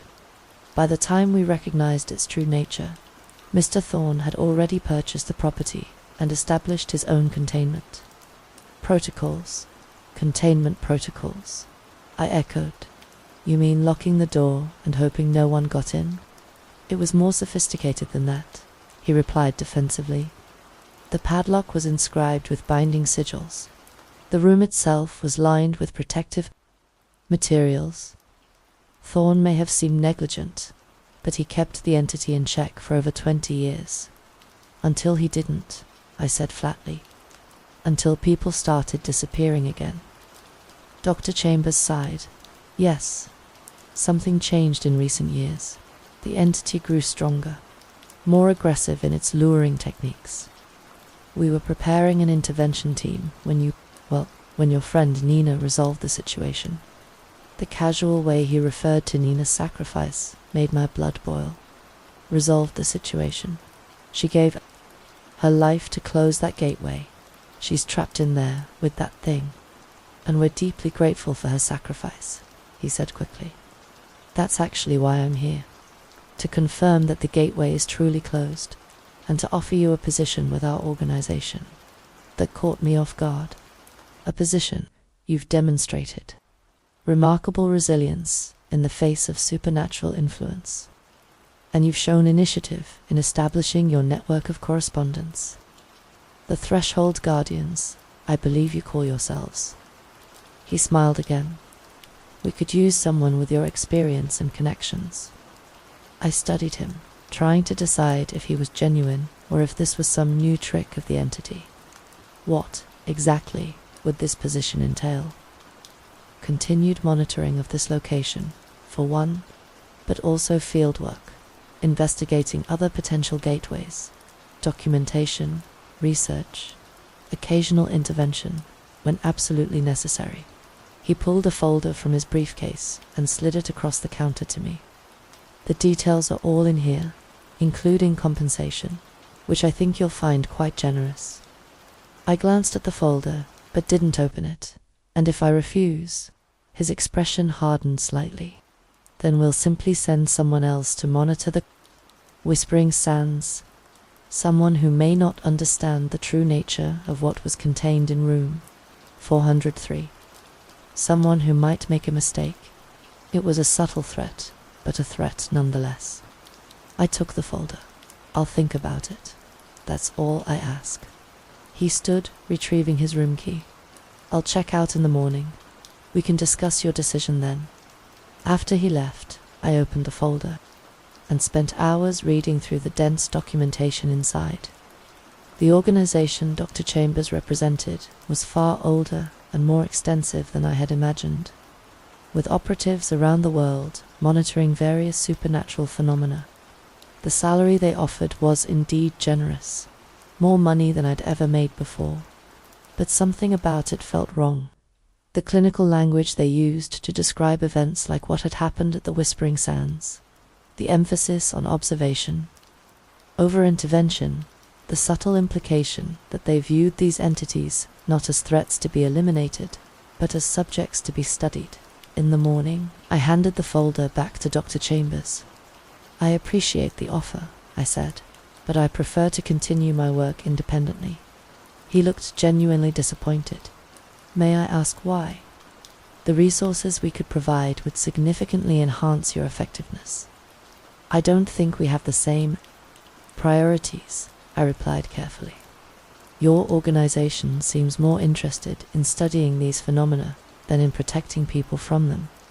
Dr. Chambers sighed. A common misconception. We believe that understanding is the path to true protection, but I respect your decision. He handed me a plain business card with only a phone number printed on it. If you ever change your mind, or if you encounter something beyond your capacity to handle, please call day or night. I pocketed the card, not sure if I would ever use it, but unwilling to burn any bridges that might someday help me understand what happened here. After Dr. Chambers left, I found myself drawn once again to room 403. Standing outside its closed door, I pressed my ear against the wood, listening for any hint of the humming that had once emanated from within. Nothing, for the first time in months. I felt an impulse to open the door, to peek inside and confirm with my own eyes that it was just an ordinary motel room now. I had avoided doing so, partly out of respect for the protective measures Mr. Thorne had apparently put in place, partly out of fear of what I might find. But Dr. Chambers's visit had shaken me. What if the organization he represented decided to take a more active interest in room 403? What if they sent someone to open it, to study it, unknowingly risking everything Nina had sacrificed herself to achieve? I needed to know for myself what lay beyond that door. With trembling hands, I took out my master key, removed the padlock, and turned the knob. The door swung open with a mundane creak of hinges. Inside was exactly what one would expect. A dusty, unused motel room.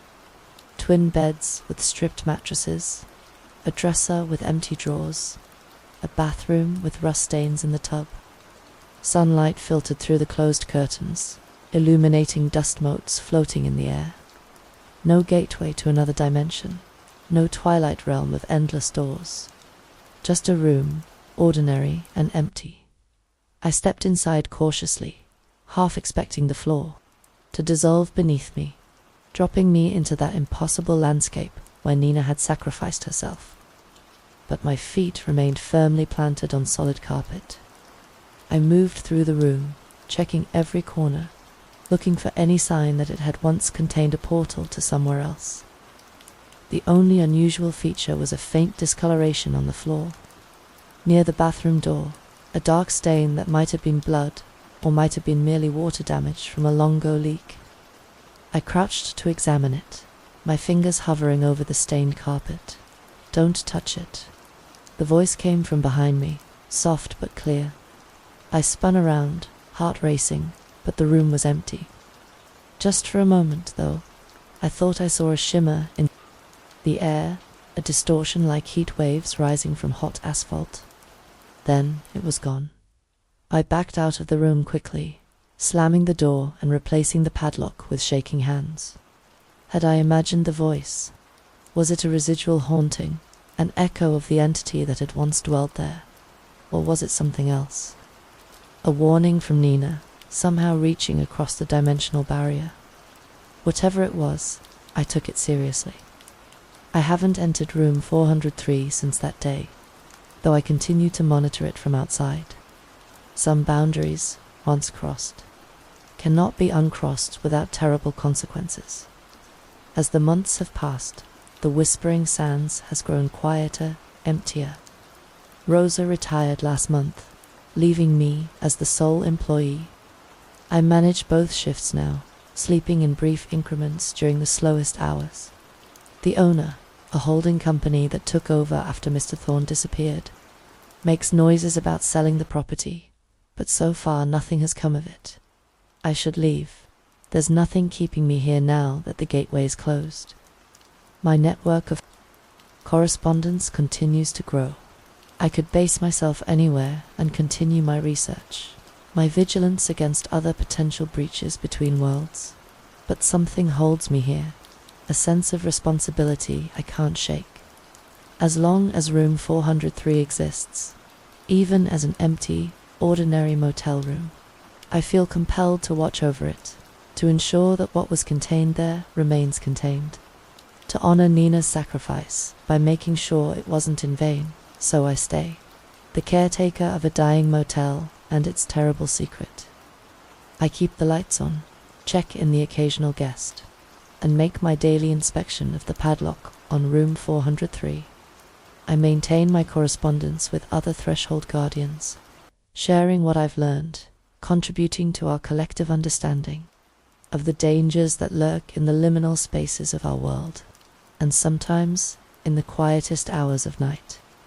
I sit outside room 403 and speak softly to Nina, telling her about the day, about the continued safety of our world, about the difference her sacrifice made. I don't know if she can hear me, don't know if anything of her individual consciousness remains intact in whatever realm exists beyond that door. But it comforts me to think she might, that she isn't simply lost in the darkness, consumed by the entity she helped to contain. To those who read this account, I offer both a warning and a plea. The warning is simple. Beware of places like the Whispering Sands, of rooms like 403. Beware of voices that promise reunion with those you've lost, of doors that seem to lead to impossible reconciliations. The boundaries between worlds are thinner than most people realize, and there are things waiting on the other side that hunger for human emotion, human connection, human essence. The plea is this: remember Nina, remember all those who were lost to room 403 and places like it.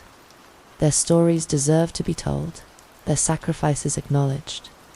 In remembering them, we keep alive the truth that some prices are too high to pay, some offers too good to be true. And if you ever find yourself driving down Highway 93 and you see the flickering neon sign of the Whispering Sands Motel against the vast emptiness of the desert night, keep driving. Do not stop. Do not check in.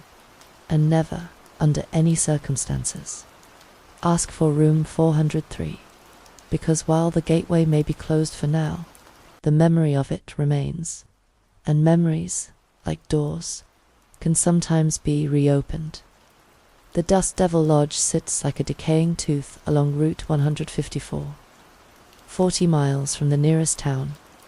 I've worked the night shift here for 3 months now, and I've learned there are rules, unspoken rules, that keep you alive. Never ask about the stains on the parking lot asphalt. Never investigate sounds from the ice machine after 3 a.m.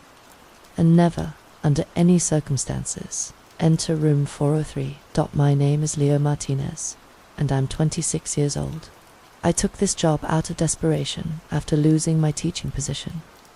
The pay is decent for what amounts to sitting behind bulletproof glass from 11 p.m. to 7 a.m., checking in the occasional trucker or drifter.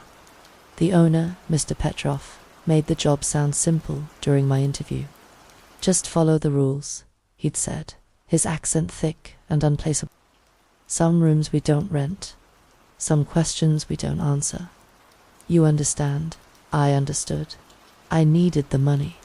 The motel is a single-story strip of 20 rooms, painted the color of dried blood under the flickering neon sign. Room 403 sits at the far end, its door painted black, while all the others are brown. No one ever goes near it. Even during my training, day shift supervisor Rita grabbed my arm when I walked too close. That room stays locked, she'd hissed. Always. Tonight started like any other. I arrived at 10:45 p.m. to find Rita already packing up, eager to leave. She barely acknowledged me as she grabbed her purse. Quiet day, she muttered. Only 3 rooms occupied. Guy in 108 paid cash. Couple in 214 used a stolen credit card. But I pretended not to notice. Then she paused, glancing toward the end of the building. Someone's in 402. My blood chilled. Room 402 was directly next to 403. Who checked them in? I asked. They were already here when I arrived this morning. Must have been Frank on the overnight. She shrugged, but I caught the worry in her eyes. Just keep an eye out, okay? She left without another word. The first few hours passed uneventfully. I read a paperback thriller, occasionally glancing at the security monitors. The motel's cameras were ancient, displaying grainy black and white footage of the parking lot and corridors. The camera watching rooms 401, 405 had been broken since before I started. Mr. Petrov never seemed interested in fixing it. At 1:47 a.m., a figure appeared in the parking lot. They moved wrong to fluid, like smoke given form. The person approached the office window, and I got my first clear look. She was beautiful in an unsettling way, with pale skin and dark eyes that reflected the neon light like a cat's. Her black dress looked expensive, but old-fashioned, like something from the 1950s. "Good evening," she said, her voice carrying despite the thick glass between us. "I'd like a room." "Sure thing." I grabbed the registration card. "How many nights?" "Just one." She smiled, revealing teeth too white and too sharp. "I'd prefer something quiet." Perhaps near the end, my hand froze over the room keys. "We have 108 available. Nice and quiet," I was thinking. 403. The words hung in the air like a threat. I forced myself to maintain eye contact. "That room is under renovation. Not available." Her smile widened. How disappointing. I have such fond memories of that room. "When did you stay here before?" I asked, though I already dreaded the answer. "Oh, it's been years. Decades, really. I'm sure everything's changed." She slid a $100 bill under the window. "Room 108 will suffice." I processed her registration, noting she signed the name Serena Dubois in flowing script. When I looked up to give her the key, she was already at room 108's door, impossibly fast for someone in heels. The night grew colder after that. At 2:30 a.m., the phone rang. The sound was jarring in the silence. "Dust Devil Lodge," I answered. Heavy breathing filled the line, followed by a whisper. "Is it true? About 403. I'm sorry. Is it true? What they say about what happened there? I don't know what you mean. Can I help you with something?" The breathing intensified. "They say if you listen at the door, you can still hear them screaming." The line went dead. I stared at the phone, my hand trembling slightly. In 3 months, I'd never received a call like that. I glanced at the monitor showing the front of the building. All the rooms were dark, except for 108, where a shadow moved behind the curtains, and 402, where a pale face pressed against the window, staring directly at the camera. I blinked, and the face was gone. The next hour crawled by. I tried to focus on my book, but the words swam on the page. Every few minutes I checked the monitors. Nothing moved.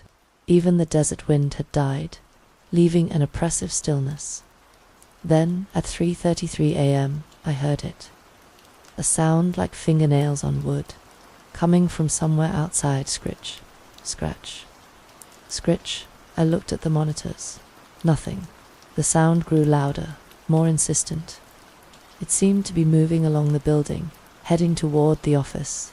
I grabbed the baseball bat Mr. Petrov kept under the desk. Scritch, scratch, scritch. The sound stopped directly outside the office door. My heart hammered as I peered through the reinforced glass. The parking lot was empty. The door was clear. A shadow fell across the window. Someone was standing on the roof. I stumbled backward, bat raised uselessly. The shadow moved, and I caught a glimpse of long, dark hair hanging down past the window. Then, with inhuman grace, the figure dropped from the roof and landed silently in front of the door. It was the woman from 108, Serena Dubois, but something was different. Her dress was torn and stained with what looked like dried blood. Her face was gaunt, eyes sunken into black pits. She pressed one pale hand against the glass. "Let me in, Leo," she whispered, though her lips didn't move. The voice seemed to come from inside my head. "I need to go home, to 403. It's been so long." I shook my head, unable to speak. "They trapped me there, you know, in 1973, sealed me inside, with salt and iron and prayers.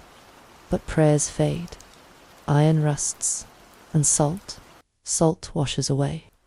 Her hand left a dark smear on the glass. "The seal is weakening. Can't you feel it?" The lights flickered.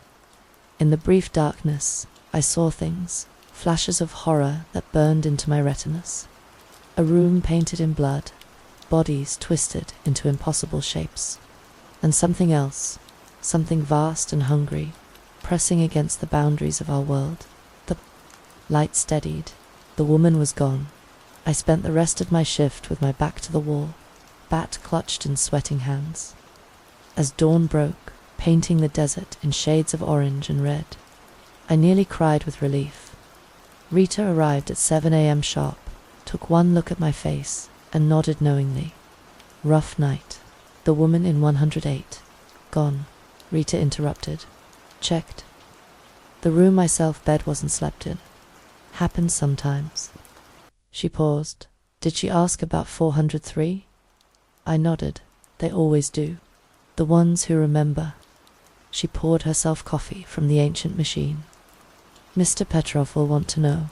He'll probably close the motel for a few days. Do another cleansing." "Cleansing? You didn't think that room stayed locked on its own, did you?" She gave me a pitying look. "Go home, Leo. Get some sleep, and maybe think about finding another job." As I gathered my things, I asked the question that had been burning in my mind all night. What happened in 403 in 1973? Rita was quiet for so long. I thought she wouldn't answer. Finally, she spoke, her voice barely above a whisper. "Serena Dubois. She was a guest who wouldn't leave, kept extending her stay, paying in cash. After 3 weeks, the owner at the time tried to evict her. They found things in her room, symbols drawn in substances that shouldn't exist, photos of people who'd gone missing across 3 states, and in the bathroom." She shuddered.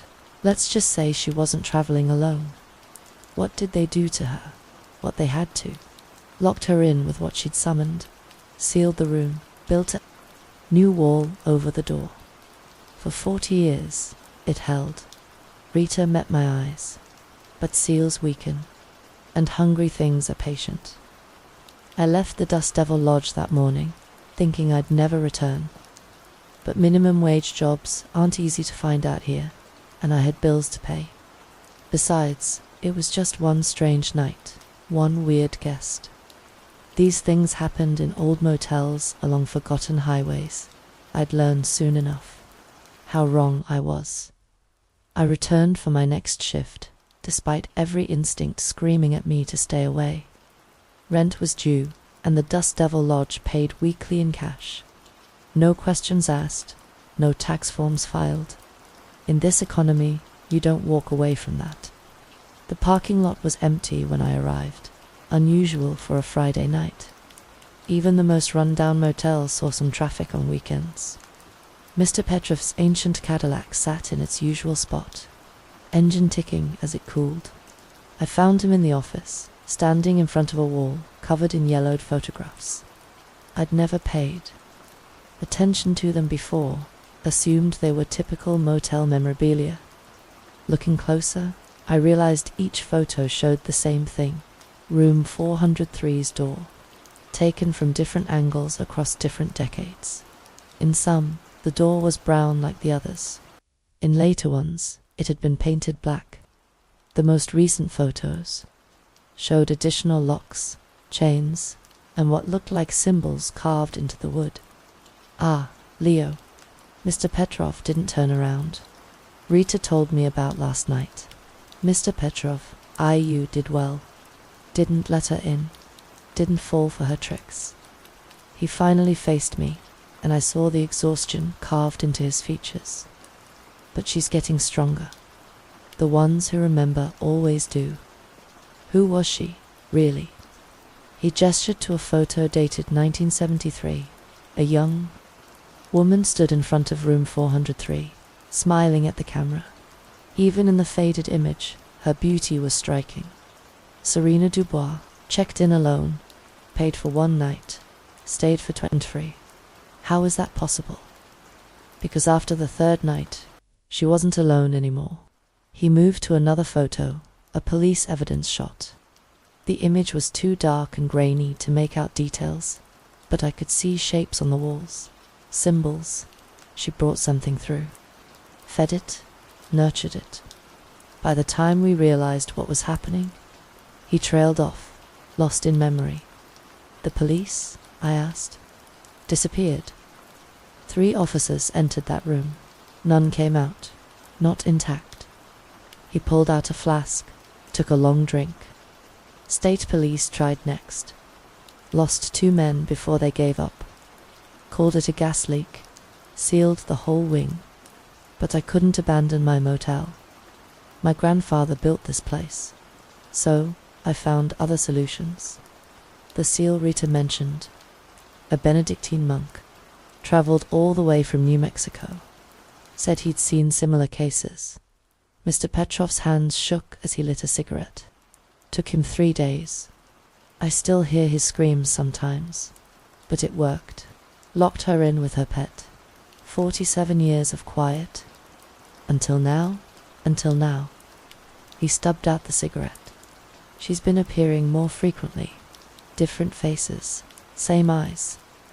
Testing the boundaries, looking for cracks. He handed me a manila envelope. If she comes again tonight, give her this. I opened it. Inside was a single photograph. Room 403's interior. The walls were covered in dark stains and scratches. In the center of the room, barely visible, was a shape that hurt to look at. My eyes kept sliding off it, unable to process what I was seeing. What is that? Her real face. What she became after 23 days with that thing. He headed for the door. Show her, and she remember what she is. Might buy us time. Where are you going? To find another monk, or priest, or whatever it takes. He paused at the door. The couple in 402 checked out this afternoon. Didn't say a word, just left the key and ran. You might want to look at their room. He left me alone with the photographs and the growing dread. Against my better judgment, I grabbed the master keys and headed to room 402. The night was warmer than usual, the desert air thick and oppressive. As I approached the end of the building, I noticed the temperature dropping. By the time I reached 402, I could see my breath. The room was ice cold, frost covering the windows despite the desert. Heat. The bed was unmade, sheets twisted into knots. But it was the wall that made me stumble backward.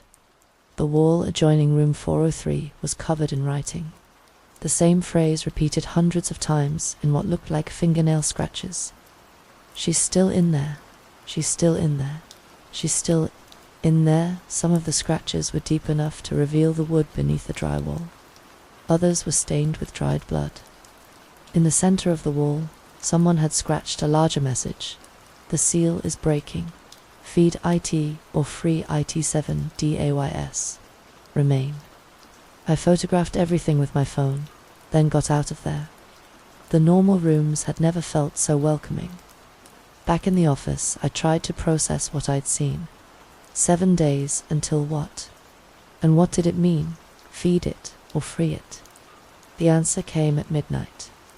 A car pulled up, a gleaming black Mercedes that belonged nowhere near the Dust Devil Lodge. The driver emerged, a tall man in an expensive suit, carrying a briefcase. He approached the window with practiced confidence. "Good evening. I require room 403. "That room isn't available, sir. I'm not here as a guest." He placed a business card under the window. "Argent Corporation. We specialize in unique real estate opportunities." The card was pure black with silver lettering. No address, just a phone number. "I don't understand. Your employer does. We've made offers before. Generous ones." He smiled, revealing perfect teeth. "The entity in room 403 has considerable value to certain collectors. We're prepared to extract it safely, relocate it to a more suitable environment. You want to buy whatever's in that room. Think of it as adoption. The current arrangement benefits no one. The entity is trapped, growing hungrier and angrier. Your seal weakens daily. When it breaks sand, it will break the results will be catastrophic." He leaned closer. "We're offering salvation for the entity, for this motel, for everyone within 50 miles. I can't make that decision, of course not, but you can pass along our message. Tell Mr. Petrov our offer stands. $10 million and a guarantee of safe extraction.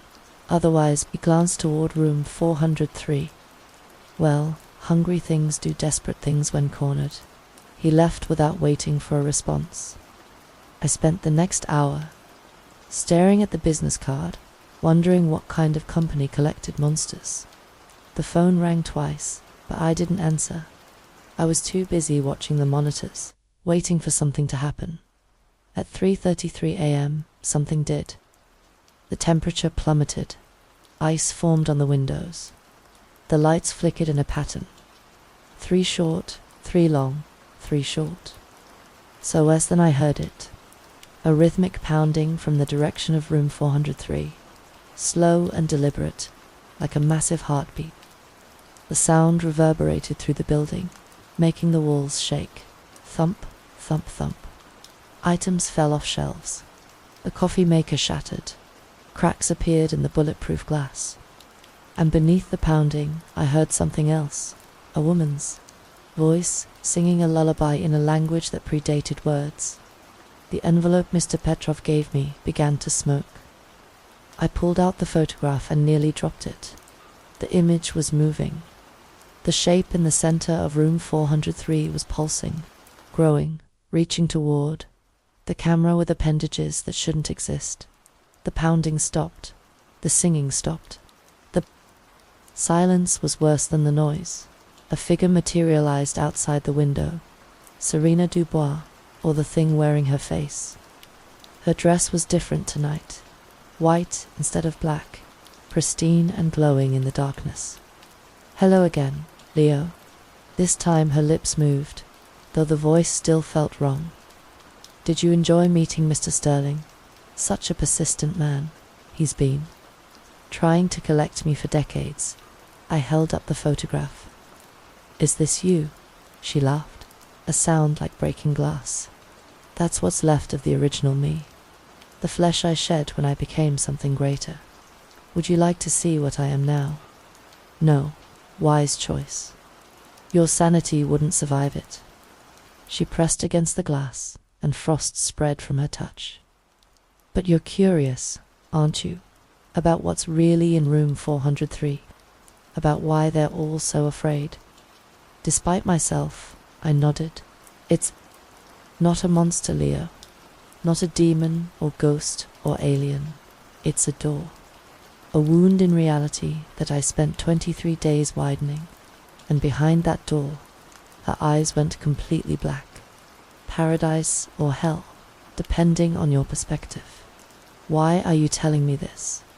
Because in 7 days, the seal breaks completely. When it does, I'll need an anchor on this side. Someone to hold the door open while I retrieve what I left behind. She smiled. I'm offering you a choice. Help me willingly, and I'll make you wealthy beyond imagination. Refuse. She didn't need to finish the threat. What did you leave behind? My child, she whispered. Born of 2 worlds, raised in the spaces between.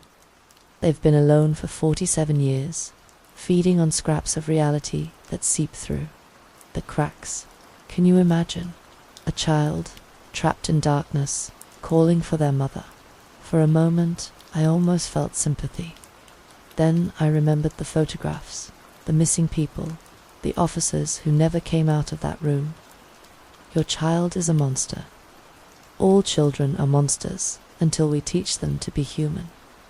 But mine never had that chance. They've grown wild, feral, hungry. When they break free they will break free, they'll devour everything in their path. Unless I'm there to control them. See, you're smarter than the others. She stepped back, fading into the darkness. Think about my offer, Leo. 7 days to decide. Either you help me open that door properly, or it opens on its own. Either way, my child comes home. She vanished, leaving only frost and the lingering scent of copper. I spent the rest of my shift cleaning up broken glass and trying to make sense of what I'd learned. A door between worlds. A child of 2 realities. A seal about to break. When Rita arrived, she took one look at the damage and sighed. It's accelerating. We need to evacuate. Close the motel. Something. And go where? You think distance matters to things like her? She started making coffee with the backup maker. Besides, this is Mr. Petrov's whole life. He won't leave. Then we're all going to die. Maybe. Or maybe the old man finds another solution. She gave me a meaningful look. He's more resourceful than you think. This isn't his first rodeo with things that shouldn't exist. As I gathered my things to leave, I made a decision. I had 6 more nights to figure this out. 6 nights to find a way to stop what was coming. Or 6 nights to decide which devil to make a deal with. I didn't sleep that day. Instead, I drove to the county library in Dry Creek, the nearest town. If I was going to survive the next 6 nights, I needed information. The librarian, an elderly woman named Mrs. Gable, recognized me from my teaching days. Leo Martinez. I heard you were working nights at that awful motel. Such a shame. You were a wonderful teacher. Budget cuts, I said, forcing a smile. Mrs. Gable, I'm researching local history, specifically the Dust Devil Lodge. Anything from 1973. Her expression darkened. That's not history you want to dig into. Please, it's important. She hesitated, then led me to the archive section. Newspapers from that period are on microfiche. But Leo, she gripped my arm with surprising strength. Some stories are better left buried. The first few hours yielded nothing unusual. Routine crime reports, business openings, weather updates. Then I found the first mention. Local motel. Reports missing guest. Dated October 3rd, 1973. The article was brief. A traveling salesman named Arthur Finch had failed to check out of the Dust Devil Lodge. His car remained in the parking lot, but he'd vanished. Police found no signs of foul play. More articles followed. October 15th, second guest disappears from Dust Devil Lodge. October 23rd, State Police investigate motel disappearances. October 31st, Dust Devil Lodge closed after gas leak. But it was the November 2nd article that made my blood run cold. Tragedy strikes local family. The Dubois family of Phoenix, Arizona, is pleading for information about their missing daughter. Serena, age 23. She was last seen 3 weeks ago, traveling to California for a teaching position. Her car was found abandoned at the Dust Devil Lodge, but proprietor Victor Petrov claims no record of her stay. She was such a bright girl, said Mother Isabella Dubois. She had her whole life ahead of her. The family is offering a $50 reward for information, a teaching position, just like me. I searched for follow-up articles, but found only one. Dated December 1973. Dust Devil Lodge reopens under new management. The article mentioned Victor Petrov had brought in specialty contractors to address the gas leak issue. No mention of Serena Dubois or the missing guests. Find what you were looking for. I jumped. Mrs. Gable stood behind me, holding a manila folder.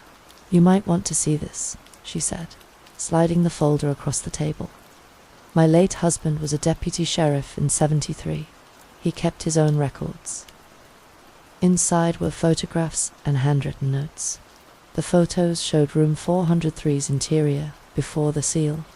The walls were covered in symbols drawn in what the notes described as mixed biological matter. In the center of the room was a circle of salt and bone, and within that circle, I couldn't process what I was seeing. The shape defied geometry, existing in too many dimensions at once. Looking at it made my nose bleed. Turn the page, Mrs. Gable whispered. The next photo showed Serena Dubois, but not as I'd seen her. She was suspended in the air, her body contorted into an impossible position. Her stomach was distended, moving with something inside. Her eyes were rolled back, showing only whites, and her mouth was open in a silent scream. The final note, in shaky handwriting. She's pregnant. God help us. She's pregnant with something that isn't human. Petrov brought in a priest, going to try to contain it. If this doesn't work, evacuate the county. My husband never spoke about what he saw, Mrs. Gable said, but he had nightmares for the rest of his life. Kept muttering about doors and hungry children. Why are you showing me this? Because you have the look. The same look those poor officers had before they went into that room. She closed the folder. Whatever's happening at that motel, don't face it alone. And don't trust anyone who says they can control it. I thanked her and left, my mind reeling. As I drove back through the desert, I noticed storm clouds gathering on the horizon. In 40 years of living here, I'd never seen clouds like these, black and roiling, shot through with veins of purple lightning. The Dust Devil Lodge parking lot was packed when I arrived for my shift. Mr. Petrov's Cadillac was there, along with 3 unmarked vans and a tour bus with blacked-out windows. Men and women in dark suits moved between the vehicles, carrying equipment I didn't recognize. Found Mr. Petrov in the office with a woman I'd never seen before. She was middle-aged, wearing priest's clothing, with salt and pepper hair and eyes that had seen too much. Leo, this is Reverend Anna Diaz. No relation, despite the name. She's here to help with our situation. Another seal? I asked. Something more permanent, Reverend Diaz said, her voice carrying authority. Mr. Petrov has finally agreed to my order's proposal. We're going to attempt an exorcism. Will that work? Honestly, I don't know. What's in room 403 isn't a demon in the traditional sense. It's something older, hungrier. She pulled out a leather journal, but we've dealt with similar entities. In Hungary, 1987. In Poland, 2003. The key is understanding what it wants. It wants out, I said. Serena, or whatever she is now, said. Her child has been trapped for 47 years. Reverend Diaz's expression hardened. You've spoken to her. I told them about my encounters Argent Corporation's offer, and what I'd learned at the library. When I finished, both were silent. 7 days, Mr. Petrov muttered. She always did like her numbers. 7 days of creation. 7 seals. 7 gates. Reverend Diaz, finished Mr. Petrov. We need to accelerate our timeline. If the seal breaks naturally, the entity will be at full strength. Our only chance is to weaken it first, drain its power before the lights went out. Emergency lighting kicked in, bathing everything in red. Through the windows, I saw the storm had arrived. But this was no natural weather. The clouds swirled directly above the motel, forming a perfect spiral. Lightning struck repeatedly, always hitting the same spot. Room 403. She knows, Reverend Diaz whispered. Everyone, positions now. The suited figures rushed toward the end of the building, carrying cases of equipment. Reverend Diaz grabbed my arm. You're sensitive to her influence. That makes you valuable, but vulnerable. She pressed a small silver medallion into my hand. It won't stop her, but it might slow her down. What are you going to do? Force open the door before she's ready. Confront the entity while it's still weak from captivity.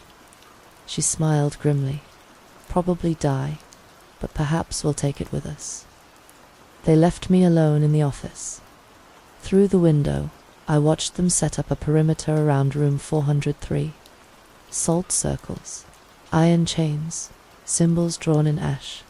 Reverend Diaz stood at the center, reading from her journal. At exactly midnight, they began. The chanting started low, in Latin mixed with older languages. The storm responded, growing fiercer. Lightning struck so frequently it looked like daylight. And beneath it all, I heard that rhythmic pounding again. Thump, thump, thump. The black door of room 403 began to glow with a sickly light. Cracks appeared in the wood, spreading like veins. Something was pushing from the inside. That's when I saw her. Serena Dubois stood in the parking lot, no longer bothering with her human disguise. Her body flickered between forms. Beautiful woman, rotting corpse, something with too many limbs and eyes. She moved toward the priests, and they fell back despite their protections. 47 years, her voice shook the building. You kept me from my child for 47 years. Reverend Diaz held her ground. Your child is an abomination. A wound in reality that Serena's hand shot out, impossibly long, and gripped the priest's throat. My child is hungry. The door to room 403 exploded outward. What emerged defied description. It was darkness given form, a shifting mass of shadows and teeth and desperate hunger.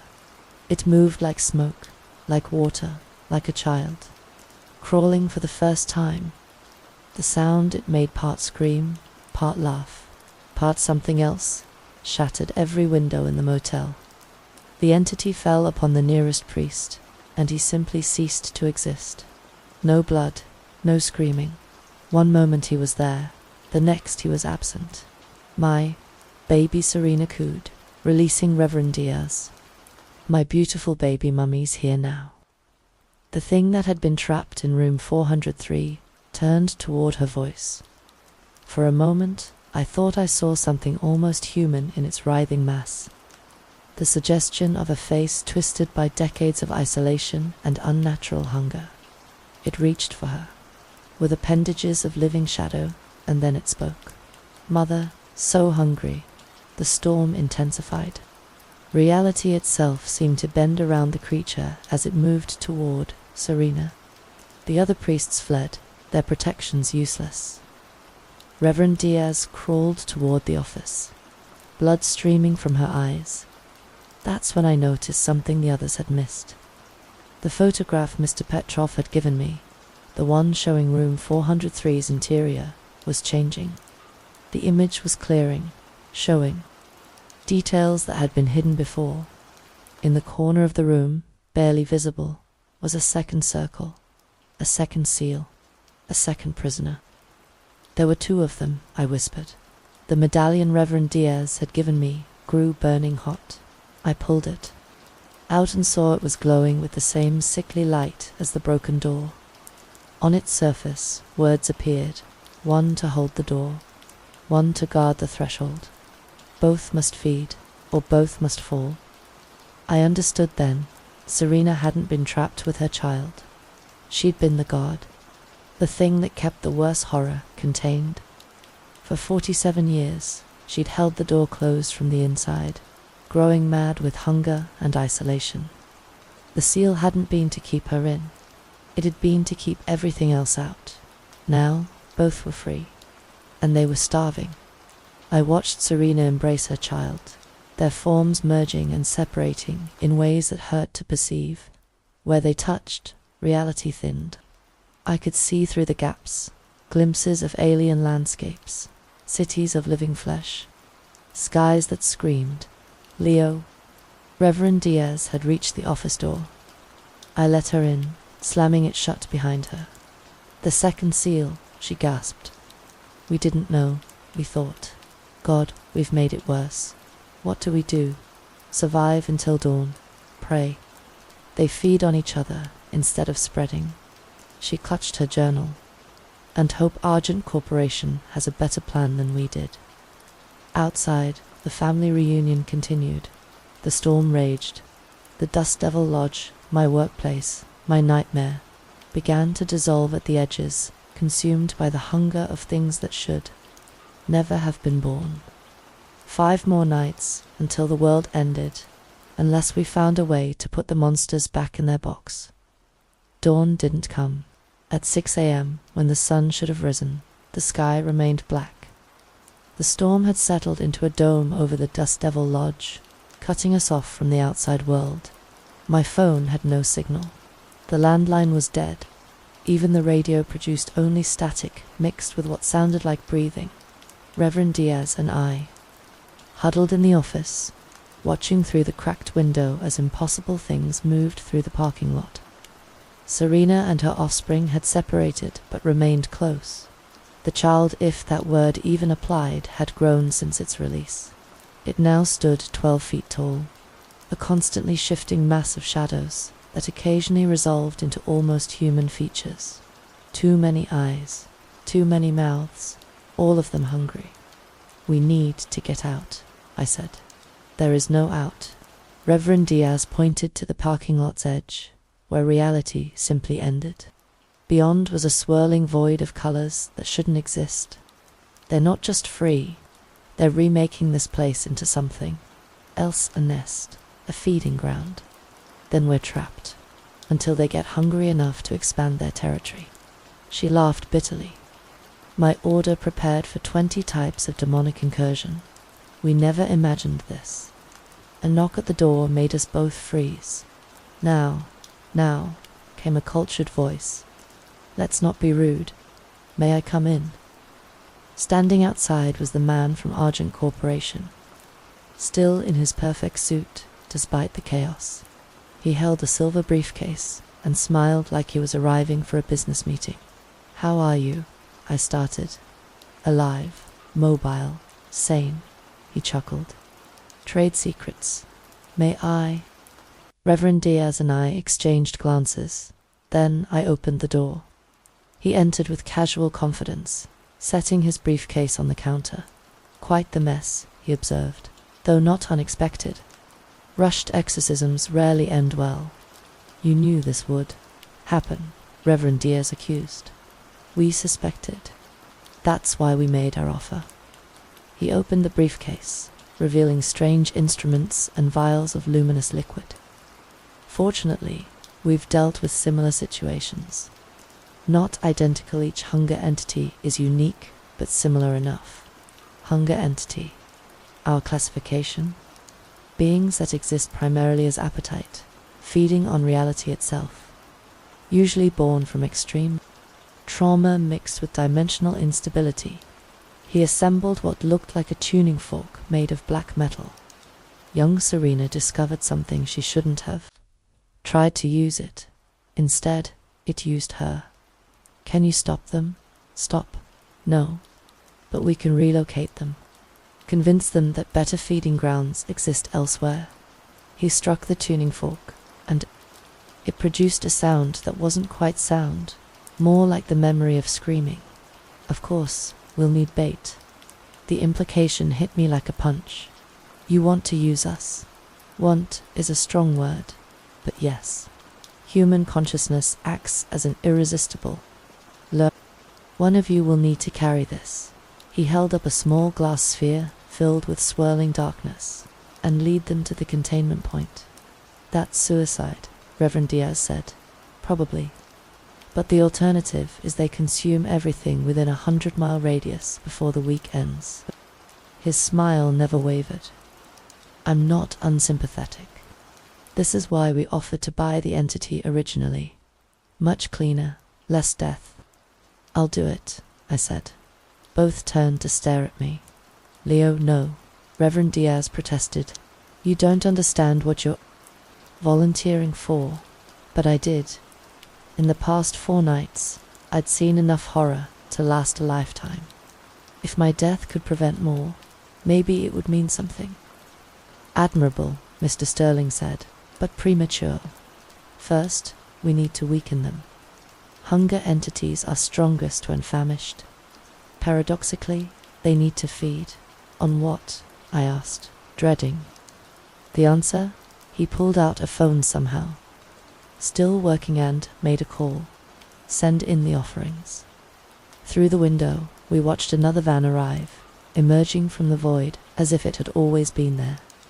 The back doors opened, and figures in orange jumpsuits stumbled out. Prisoners, at least a dozen, all shackled, all terrified. Death row inmates, Mr. Sterling explained casually. Volunteers, technically. We offer commutation to life imprisonment for their families in exchange for participation.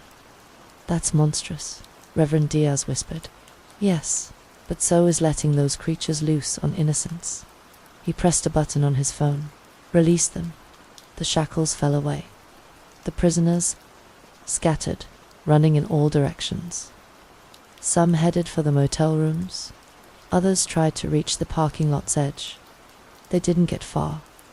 Serena appeared first, materializing behind a man who'd been serving time for triple homicide.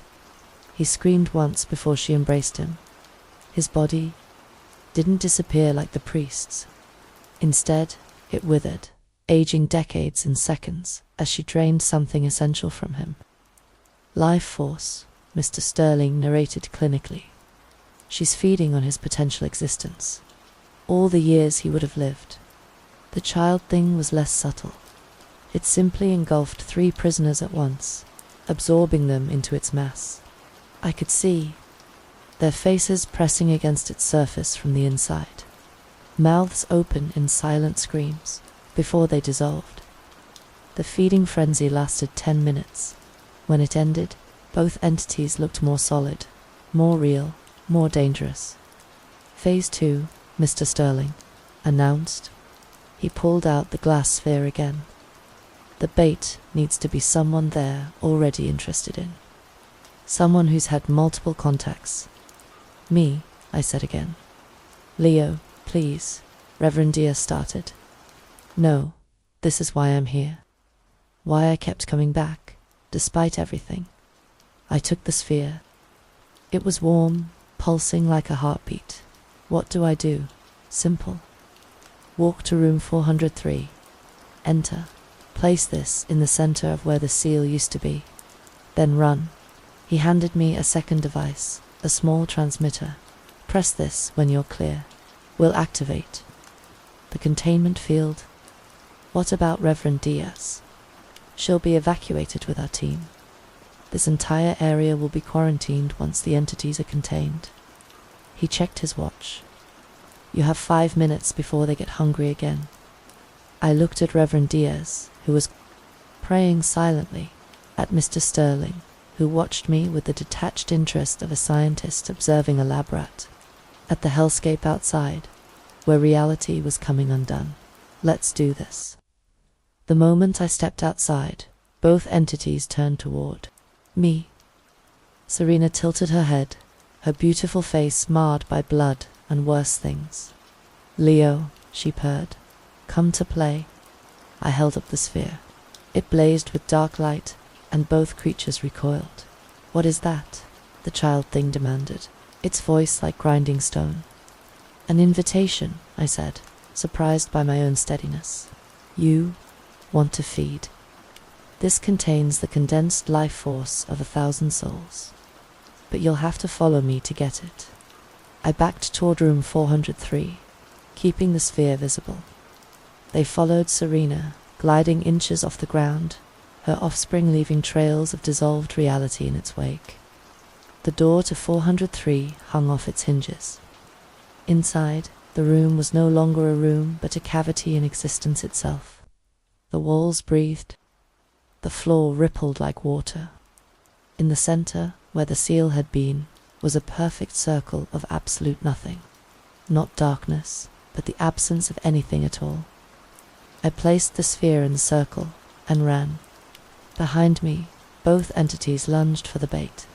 The moment they touched it, light exploded from the sphere, not normal light, but something that cast shadows in too many directions. I pressed the transmitter. The world lurched suddenly. Room 403 was surrounded by pillars of crackling energy, forming a cage of pure force.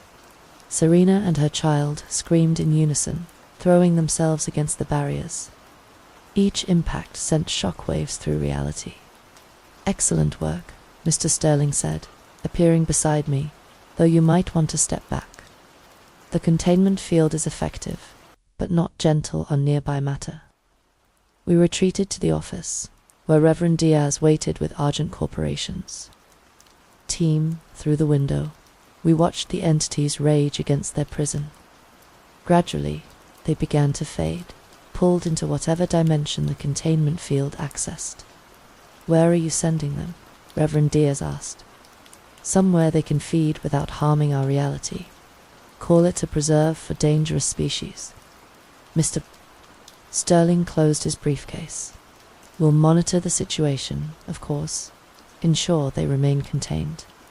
And the motel will be demolished, the land salted and warded. Mr. Petrov will be compensated." He turned to me. "You showed remarkable courage, Mr. Martinez. We could use someone with your temperament. I just want to go home." "Understandable, though you might find normal life difficult after this. Once you've seen behind the curtain." He handed me a business card, the same black and silver design. "If you change your mind." The containment field flared one final time, then collapsed. Room 403 was gone, replaced by a smooth patch of earth, as if it had never existed. The storm dissipated. Sunlight, real sunlight, broke through the clouds. It was over, except I knew it wasn't. Not really. Somewhere, in a place between places, Serena and her impossible child continued to exist, continued to hunger. And somewhere else, another motel waited, with another sealed room and another horror story waiting to unfold. But that was someone else's problem now, I hoped. 3 weeks later, I stood in the ruins of the Dust Devil Lodge. True to Mr. Sterling's word, demolition crews had reduced it to rubble. Only the sign remained, its neon letters dark forever, waiting for removal. Mr. Petrov was there, too, looking older than his years. He'd taken the insurance money and Argent Corporation's compensation, but I could see the loss in his eyes. 3 generations of his family had run this place. Now it was gone, erased like it had never existed. "They found bones," he said quietly, "when they dug up the foundation. Dozens of them, some dating back to the 1940s. The missing guests. Some others were older, much older." He lit a cigarette with shaking hands. "My grandfather knew, I think. That's why he built here. The land was already tainted. He thought he could contain it, control it. Maybe he did, for a while. 70 years. Not bad for a cursed motel." He attempted a smile. "What will you do now?" I'd been asking myself the same question. The teaching jobs were still scarce. My savings were depleted, but Argent's card burned. In my pocket, a constant reminder of the offer. I don't know. You should leave. 2. Leo. This dessert, it remembers, and it's hungry. He left me alone with the ruins and my thoughts. I tried to return to normal life. Sent out resumes, went to interviews, pretended the past month had been a bad dream. But Reverend Diaz was right. Once you've seen behind the curtain, the ordinary world feels like a facade. I saw things now. Shadows that moved wrong. Doors that opened to nowhere. People who weren't quite people. Their eyes reflecting depths that shouldn't exist. The world was full of cracks, and horrors seeped through constantly. My phone buzzed. Unknown number. Mr. Martinez, this is Argent Corporation. We have a situation in Montana. A bed and breakfast with a basement that extends too far down. Interested? I looked at the Dust Devil Lodge's ruins one last time. Somewhere beneath the rubble was the spot where room 403 had stood. The ground there was darker, as if the earth itself remembered what had transpired. Mr. Martinez, what's the pay? Substantial, plus hazard compensation and full medical. You'd be surprised how often that comes in handy. A laugh escaped me. After everything, I was actually considering it. When do I start? Our jet will arrive in 2 hours. Welcome to Argent Corporation, Mr. Martinez. Try not to die on your first assignment. The line went dead. I walked back to my car, leaving the Dust Devil Lodge behind. But I knew I'd never really leave it. It would follow me, like all traumas do. In my dreams, I'd always be back in that office, watching reality tear itself apart. Hearing Serena's voice, seeing her child's impossible form. But maybe that was the point. Maybe those of us who survived these encounters had an obligation to stand guard, to hold the line, to face the next horror so others wouldn't have to. My phone buzzed again, a text from an unknown number. She's not gone, neither am I. The door is still there, Leo. Between the spaces, in the cracks. We're so hungry, and you smell delicious. I deleted the message and drove toward the airport. Let them come. Let all the monsters come. I'd learned something at the Dust Devil Lodge, something more terrifying than any entity. There would always be another room, another door, another horror waiting to be unleashed. The only question was whether anyone would be brave enough, or stupid enough, to stand in its way. As I merged onto the highway, I caught a glimpse of something in my rearview mirror. A figure in a black dress, standing where the motel used to be.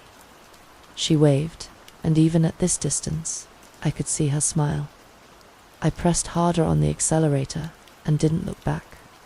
But I knew I'd see her again, in Montana, in Colorado, in every dark corner where reality grew thin, because some doors, once opened, can never truly be closed, and some hungers can never be satisfied. End of eye work at the scariest motel in the world. Never. Go in room 403. My first night at the Nightshade Inn started like any other minimum wage job, with paperwork and boredom. The flickering neon sign outside cast an eerie red glow through the grimy front windows, illuminating dust particles that danced in the air like microscopic ghosts. The lobby smelled of mildew and cheap air freshener, a nauseating combination that clung to my clothes. You'll be working the night shift, 11 p.m. to 7 a.m., Mr. Cross said, sliding the employment contract across the peeling laminate counter. He was a gaunt man with sunken eyes and yellowish skin. Sign here, I needed this job. After dropping out of college and burning through my savings, I was desperate. The Nightshade Inn wasn't exactly prestigious, but it was the only place that called me back. Any special instructions? I asked, scribbling my signature. Mr. Cross's expression darkened. Just one. Never go into room 403. Never rent it out. If anyone asks specifically for that room, tell them it's under renovation. I nodded, assuming it was some maintenance issue. Got it. I mean it, Samuel. Never go in there. The door stays locked. His bony fingers gripped my wrist with surprising strength. You understand? Yes, sir. He released me and straightened his posture. Good. I'll be back in the morning. The master keys are in the drawer. There's only one guest tonight, in room 208. After Mr. Cross left, I settled into the creaking office. Chair behind the reception desk. The ancient computer hummed loudly, the management software straight out of the 90s. I clicked through the reservation system, noting only 3 bookings for the entire week. The Nightshade wasn't exactly a tourist hotspot. Around 1 a.m., curiosity got the better of me. I pulled out the master key ring and examined it. 24 keys, 1 for each room, except there was a gap where room 403's key should have. Bindot, a soft thud from upstairs, broke the silence. Probably the guest in 208, moving around. I tried to focus on my phone, but the motel's terrible reception made scrolling through social media impossible. Another thud, louder this time, then a scraping sound, like furniture being dragged across the floor. But it wasn't coming from 208. It was coming from somewhere on the 4th floor. The 4th floor that, according to the motel layout, taped to the wall beside me, only had 3 rooms, 401, 402, and 403. I grabbed the flashlight from under the counter and headed for the stairwell. The elevator had an out-of-order sign taped to it that looked years old. The stairwell was dimly lit, every other bulb burned out or missing entirely. My footsteps echoed as I climbed, the air growing noticeably colder with each floor. By the time I reached the 4th floor, I could see my breath. It was freezing. Despite it being summer, the hallway was dark except for a single functioning light at the far end, casting long shadows that seemed to move when I wasn't looking directly at them. Room 401 was unlocked and empty, just a standard motel room with a bed, dresser, and bathroom. Room 402 was the same, but room 403, the door was different. Older, made of dark wood instead of the cheap composite material of the other doors. And despite there being no key on the master ring, it had a deadbolt lock that looked brand new. As I approached, the temperature dropped further. My ears popped as if I'd descended rapidly in elevation, and then I heard it. A soft whisper from behind the door, "Help me." I pressed my ear against the wood. "Hello, is someone in there? Please, help me," a woman's voice, barely audible. "Ma'am, are you okay? I don't have the key, but I can call for help." Silence. Then he locked me in. So long ago, I tried the handle. Locked, as expected. "Who locked you in?" "Mr. Cross." A scratching sound began on the other side of the door, like fingernails dragging slowly across the wood. "Not this Cross. The other one. The other one. The father. The one who built this place on her grave."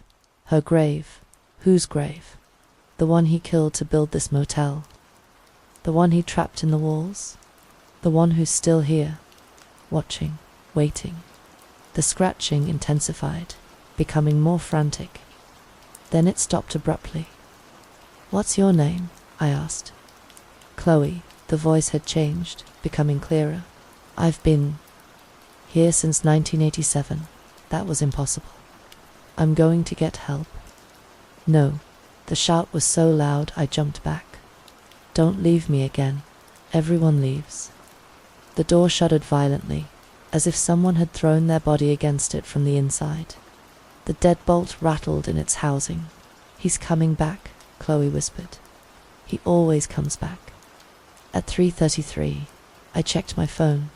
3:28 a.m. Who's coming back? The one who killed me. My blood turned to ice. I backed away from the door, just as the overhead light began to flicker. The temperature plummeted further, frost forming on the hallway walls. "You should run," Chloe's voice said. now directly behind me. I spun around. The hallway was empty. The light bulb exploded, plunging the corridor into darkness. In the sudden quiet, I heard heavy footsteps climbing the stairs at the end of the hall. Slow, deliberate, approaching. I ran back to the stairwell, taking the steps 2 at a time until I reached the lobby. I slammed the stairwell door shut behind me and locked it, my hands shaking so badly I dropped the keys twice. Back at the reception desk, I pulled up the motel's history on the ancient computer. The Nightshade had opened in 1972, and according to old newspaper clippings in the archive folder, there had been a murder in 1987. A young woman named Chloe Evans had been found strangled in room 403. Her killer was never caught. I spent the rest of my shift huddled behind the desk, jumping at every creak and groan of the old building. When Mr. Cross returned at 7 a.m., I was pale and exhausted. "You went up there, didn't you?" he asked, his expression grim. I nodded, too tired to lie. "She spoke to you?" Another nod. Mr. Cross sighed heavily. "I told you to stay away from room 403. Now you're part of it. Part of what her story, Chloe's story, and she never lets anyone go once they're in it." As if to emphasize his point, my phone buzzed with a text message from an unknown number. "See you tonight, room 403, 3:33 a.m. I didn't quit that first day, though I should have. Something about Chloe's voice, the desperation in it, kept me coming back. Maybe it was morbid curiosity. Maybe it was sympathy. Or maybe, as Mr. Cross suggested, I no longer had a choice. My second night started with Mr. Cross's warning. "Don't go up there again," he said, his roomy eyes serious. "It only encourages her." "Who was she, really?" I asked. He hesitated, then motioned for me to follow him into the back office. From a filing cabinet, he pulled a yellowed newspaper and a faded photograph. Chloe Evans, 23, journalism student from the State University. She was investigating rumors about this place. He handed me the photo. The woman in the picture had dark hair and bright eyes, smiling confidently at the camera. She looked vibrant, alive, nothing like the desperate voice behind the door. What rumors? That the motel was built on old burial grounds. That people disappeared here. The usual nonsense. He waved his hand dismissively. The truth was worse. Mr. Cross sat heavily in his chair. My father owned this place then. He wasn't a good man, had connections with some dangerous people who used the motel for their business. What kind of business? The kind that young, idealistic journalism students shouldn't investigate. He took the photo back. They found her in 403, strangled. My father claimed he had no idea who did it. But he trailed off. You think he knew? I think he helped cover it up. Mr. Cross stood. That's all I know. But since then, strange things happen in that room. Guests who stay there report voices, cold spots, objects moving. Eventually, we just stopped renting it out. But you never reported any of this to the police after your father died. His expression hardened. There's no evidence. Just the ravings of a dead girl's ghost. And this motel is all I have now. I'm leaving for the night. Remember what I said. Stay away from the 4th floor. After he left, I tried to focus on my phone, on the TV behind the counter, anything to distract myself. But my thoughts kept returning to Chloe. Had she really been murdered for investigating the motel? And if so, who did it? At 2 a.m., I decided to check the motel records again. I dug through the ancient filing system, past years of tax documents and invoices, until I found a guest ledger from 1987, flipping to the date of Chloe's murder.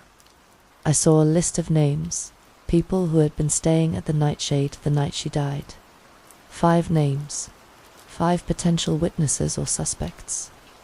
I searched online for each name, but found nothing useful.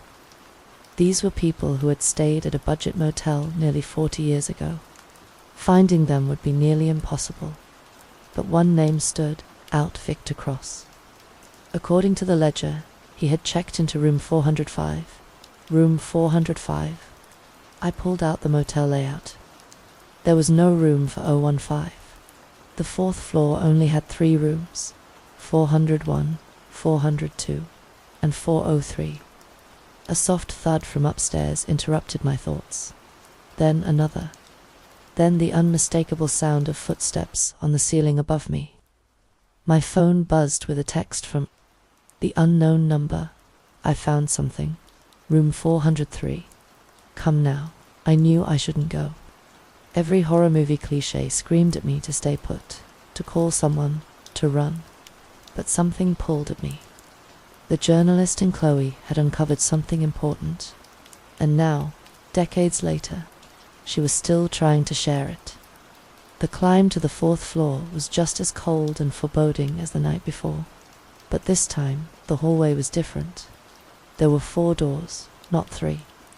At the end of the corridor, past room 403, was another door with peeling gold numbers. 405. It hadn't been there yesterday. The door to room 403 was ajar, a sliver of dim light spilling into the hallway.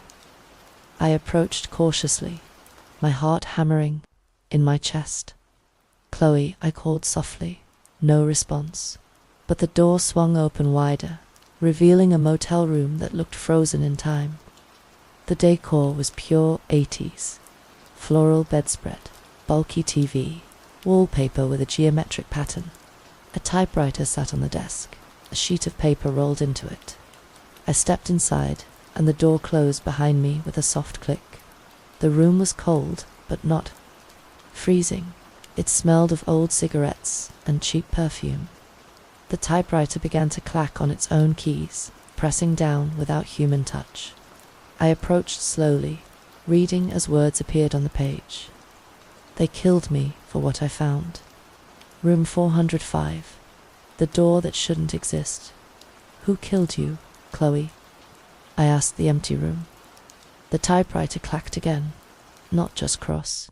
All of them. Room 405 is where they did it. Did what? The rituals, the sacrifices. They feed it. A chill ran through me. Feed what? The typewriter stopped for a long moment, then typed slower. The thing beneath the motel. The lights flickered, and in the brief darkness, I saw her. A young woman standing in the corner, her form translucent and wavering like heat over asphalt. Chloe, her neck was bruised, her eyes wide and afraid. "You have to help me," she said, her voice clearer than it had been through the door. "They'll do it again. They always do." "Do what again?" "The ritual, every 10 years, to keep it satisfied." The realization hit me like a physical blow. If Chloe died in 1987, and the ritual happened every 10 years, when is the next one? I asked, my mouth dry. Chloe's ghost flickered like bad reception. "Tonight, 3:33, room 405. She raised a translucent hand, pointing toward the wall that separated room 403 from the mysterious room 405. "You need to see what I saw." She moved toward the wall, passing through it like it was mist. I followed, pressing my hand against the solid surface. Unlike Chloe, I couldn't pass through. "There's a door," Chloe's voice called from beyond the wall. Behind the painting, I looked at the generic landscape painting hanging on the wall. Removing it revealed a small door, like a maintenance access, with a simple latch instead of a lock. My phone showed 3:28 a.m., 5 minutes until whatever ritual Chloe feared would begin. I unlatched the door and pushed it open, revealing a narrow passage. Taking a deep breath, I crawled through, emerging into room 405, the room that shouldn't exist. Unlike the preserved 80s time capsule of room 403, this room was bare and decrepit. No bed, no furniture. Just concrete floors and walls covered in strange symbols, painted in what looked disturbingly like dried blood. The air was thick with the smell of decay and something else, something chemical and harsh. In the center of the room was a circular pit, about 6 feet in diameter, covered with a heavy metal grate. A chain with a padlock secured the grate too, a metal ring embedded in the floor. Chloe's ghost stood beside the pit, her form more solid here. This is where they feed it. This is what I found. Feed what? I asked again, approaching the pit cautiously. The thing my ancestors warned about. The thing the settlers ignored when they built here. Her voice took on a different quality, as if reciting something memorized. Before the motel, this land belonged to my people. They knew what slept beneath the ground. I peered through the grate, but could see only darkness. What is it? Something old, something hungry. Chloe's ghost flickered again. I came here investigating disappearances, transients mostly, people no one would miss. I thought it was human. Trafficking. She laughed bitterly. I was wrong. The room suddenly grew colder, our breath visible in the air. A vibration began, subtle at first, then growing stronger until the floor trembled beneath our feet. They're coming, Chloe whispered. Hide. The only hiding place was behind the door I'd entered through.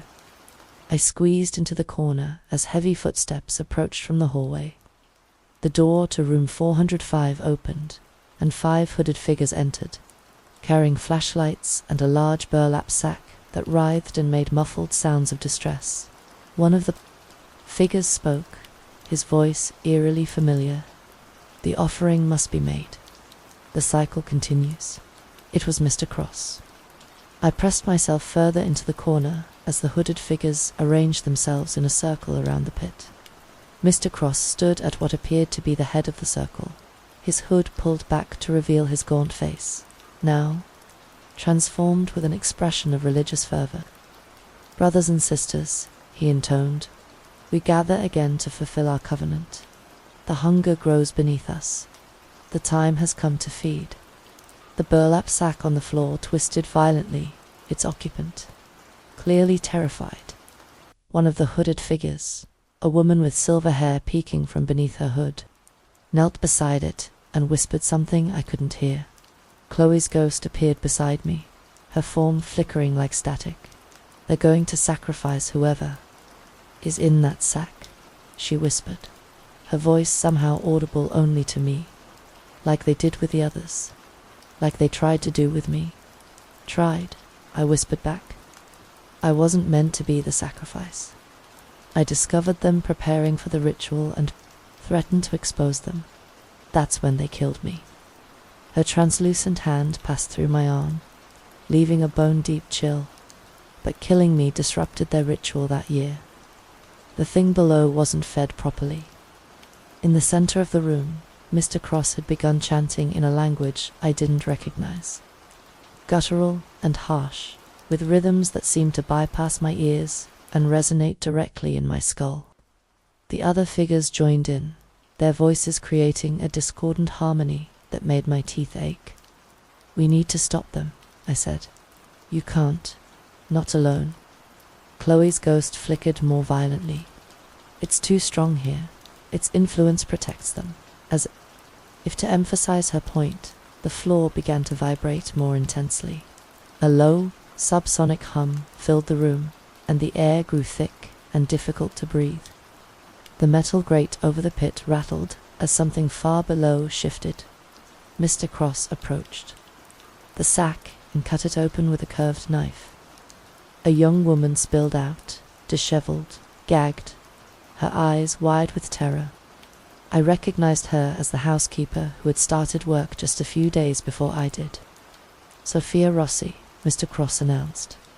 No family, no connections, no one to miss her. The perfect vessel for our offering. The silver-haired woman stepped forward. The preparation is complete. She has consumed the mixture. Mr. Cross nodded. For 3 days. Her blood is ready.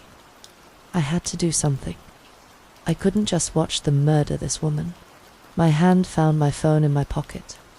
If I could call 911, maybe the police could get here in time. No signal. Chloe's ghost noticed my attempt. Electronics don't work during the ritual. The energy disrupts them. Mr. Cross and another hooded figure were unlocking the padlock that secured the grate over the pit. The heavy metal covering scraped against concrete as they pulled it aside, revealing a hole that seemed to descend forever into darkness. The chanting intensified as the figures held Sophia by her arms, dragging her toward the exposed pit. She fought desperately, her screams muffled by the gag in her mouth. I couldn't wait any longer. I rushed from my hiding place, shoving one of the hooded figures aside and grabbing Sophia's arm. "Run," I shouted, pulling her away from the pit. Chaos erupted. The hooded figures turned on me, their faces hidden but their intentions clear. Mr. Cross's expression contorted with rage. "Fool, do you know what you've done?" he snarled. "The offering must be made." I pushed Sophia toward the door to the hallway. "Go, get out of the motel." She ran, tearing the gag from her mouth as she went.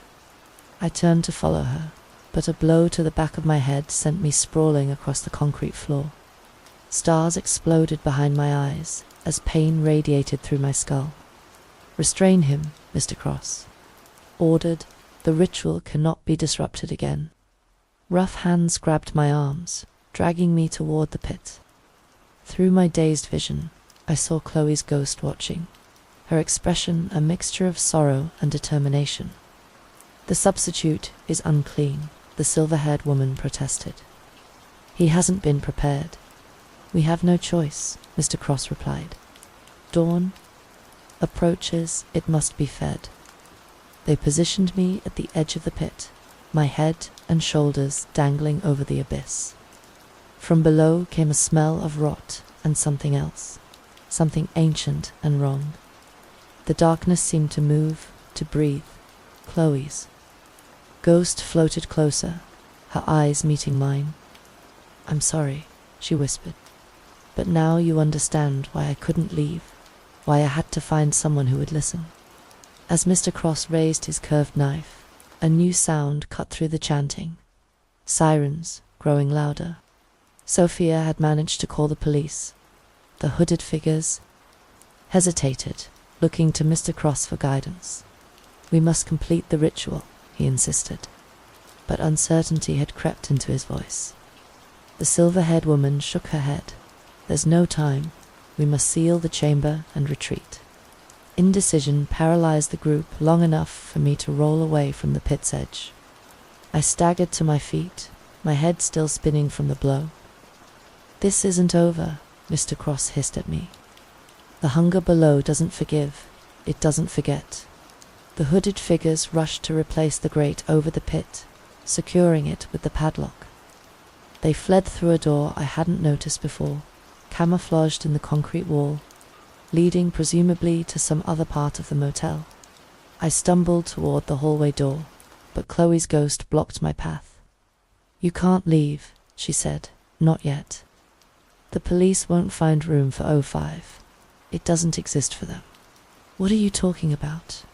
"This room exists in between. Between worlds, between times."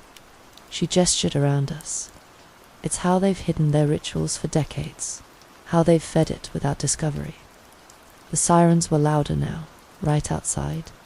The motel I could hear shouting, doors being kicked in. Then how do I get out?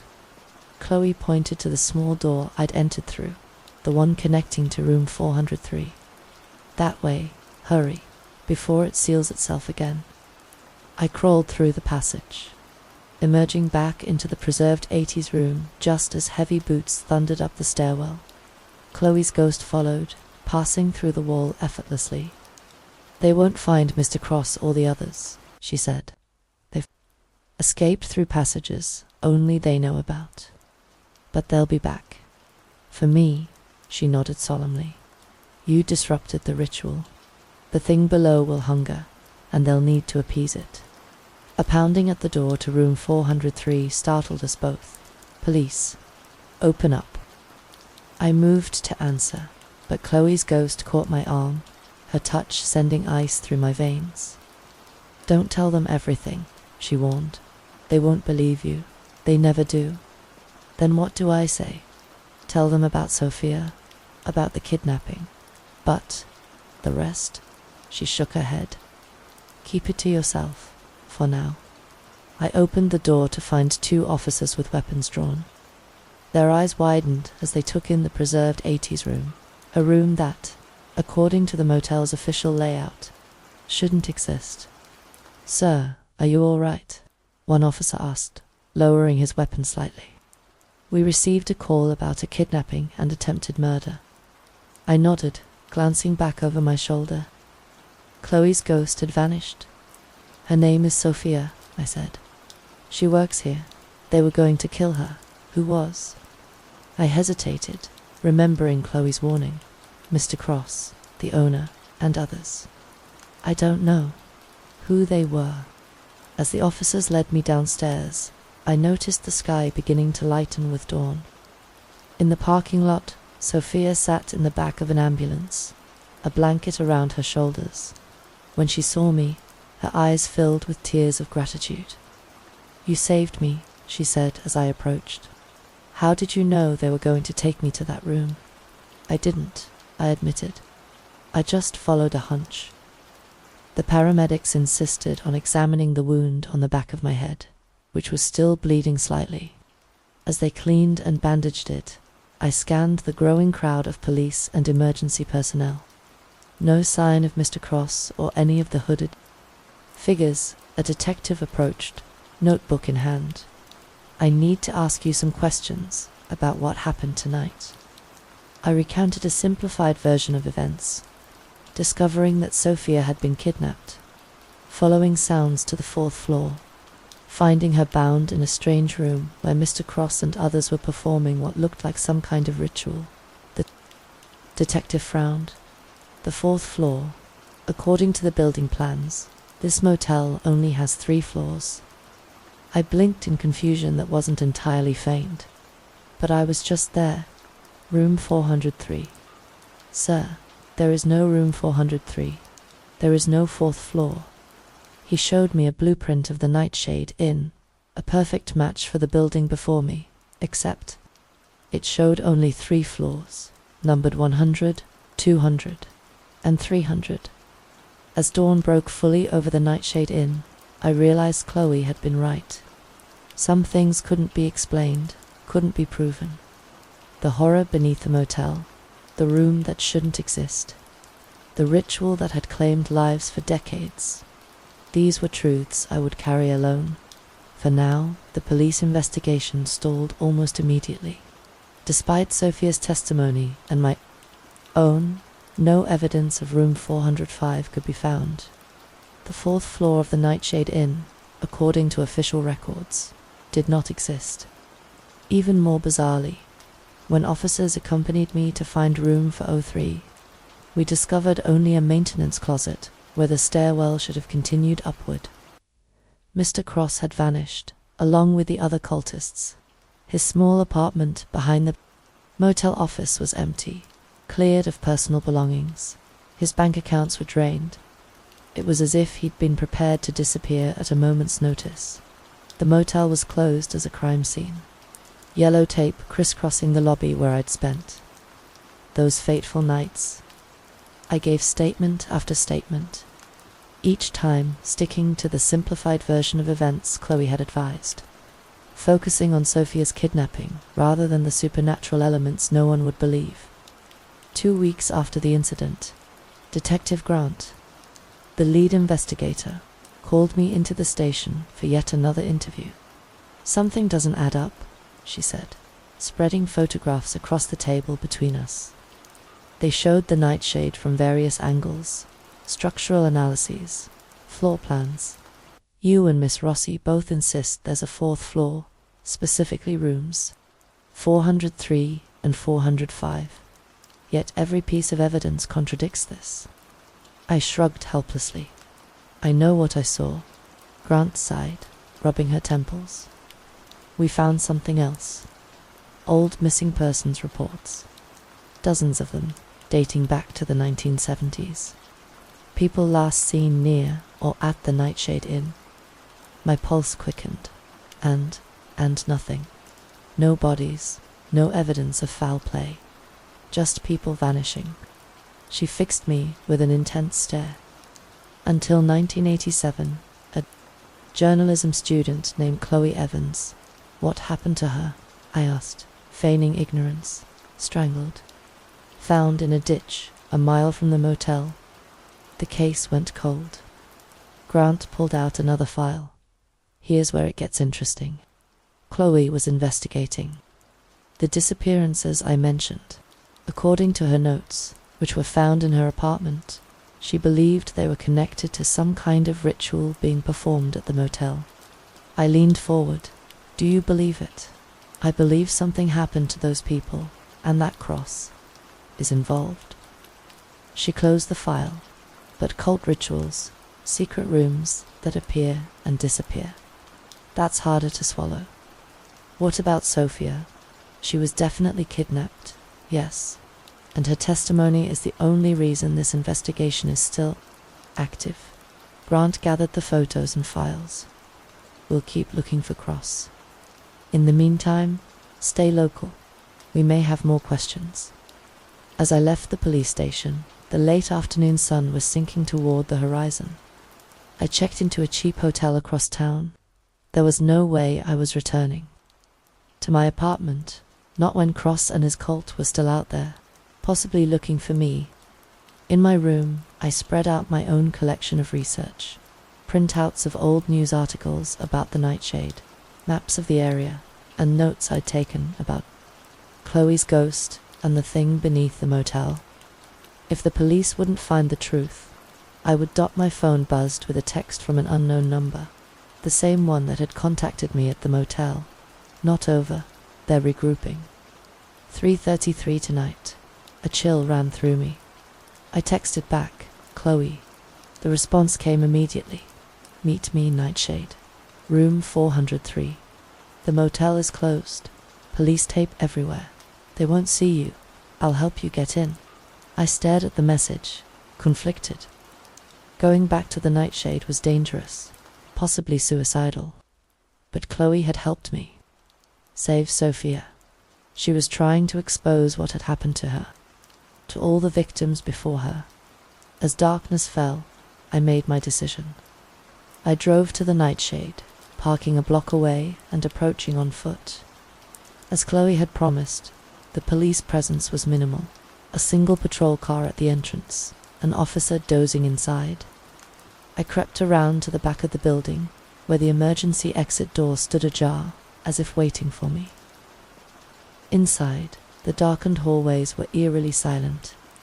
The air felt heavy, charged with the same energy I'd felt during the ritual. The stairwell door opened at my touch, and this time there was definitely a fourth floor. I climbed the stairs, my flashlight beam illuminating peeling wallpaper and worn carpet. At the top, a hallway stretched before me with 4 doors, 401, 402, 403, and 405. Room 403's doors swung open as I approached. Inside, Chloe's ghost waited, more solid and clear than I'd seen her before. You came, she said, something like relief in her voice. I want answers, I replied, closing the door behind me. About the thing beneath the motel. About why this is happening. Chloe's ghost moved to the window, looking out at the night. This land was sacred to my mother's people. A place of power, but also danger. The thing below was here long before humans, sleeping deep in the earth. What is it, exactly? Not a what, a who. She turned back to me.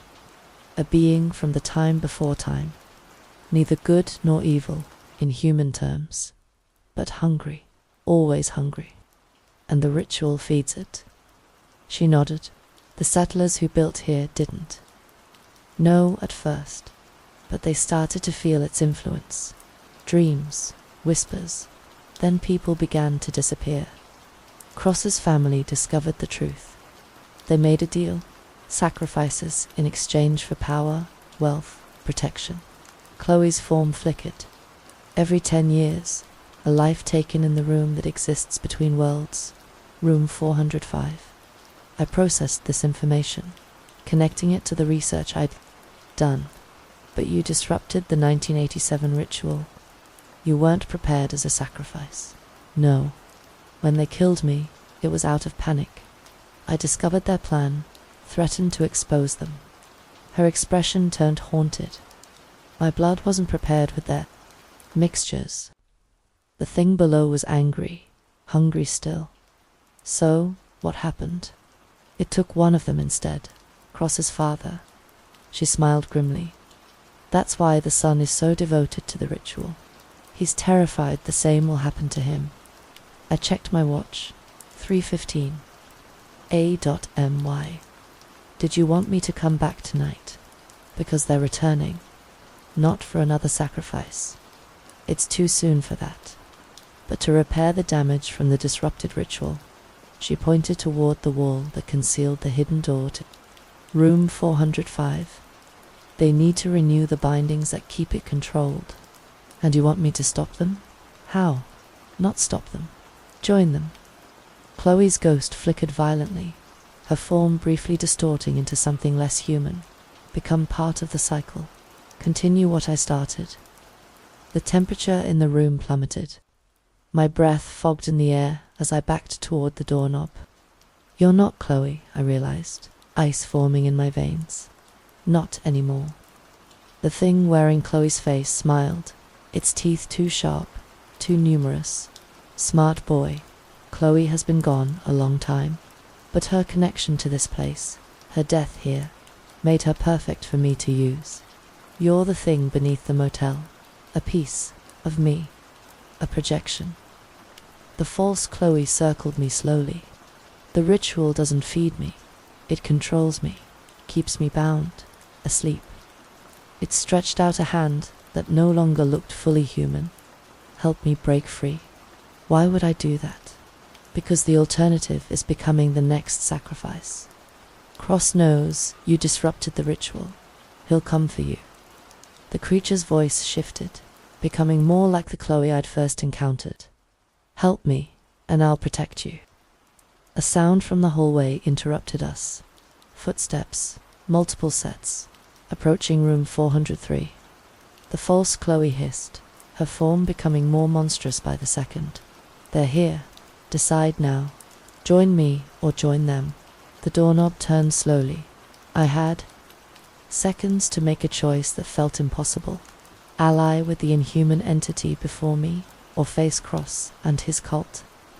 But there was a third option. I lunged for the hidden door behind the painting, yanking it open and crawling through to room 405.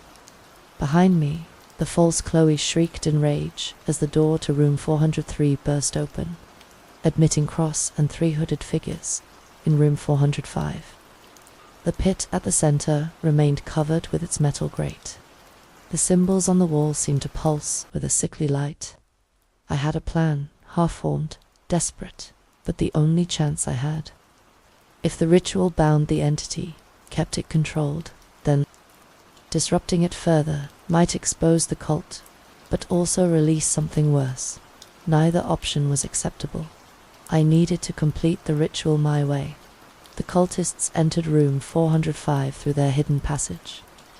Mr. Cross leading the way. They froze when they saw me standing beside the pit.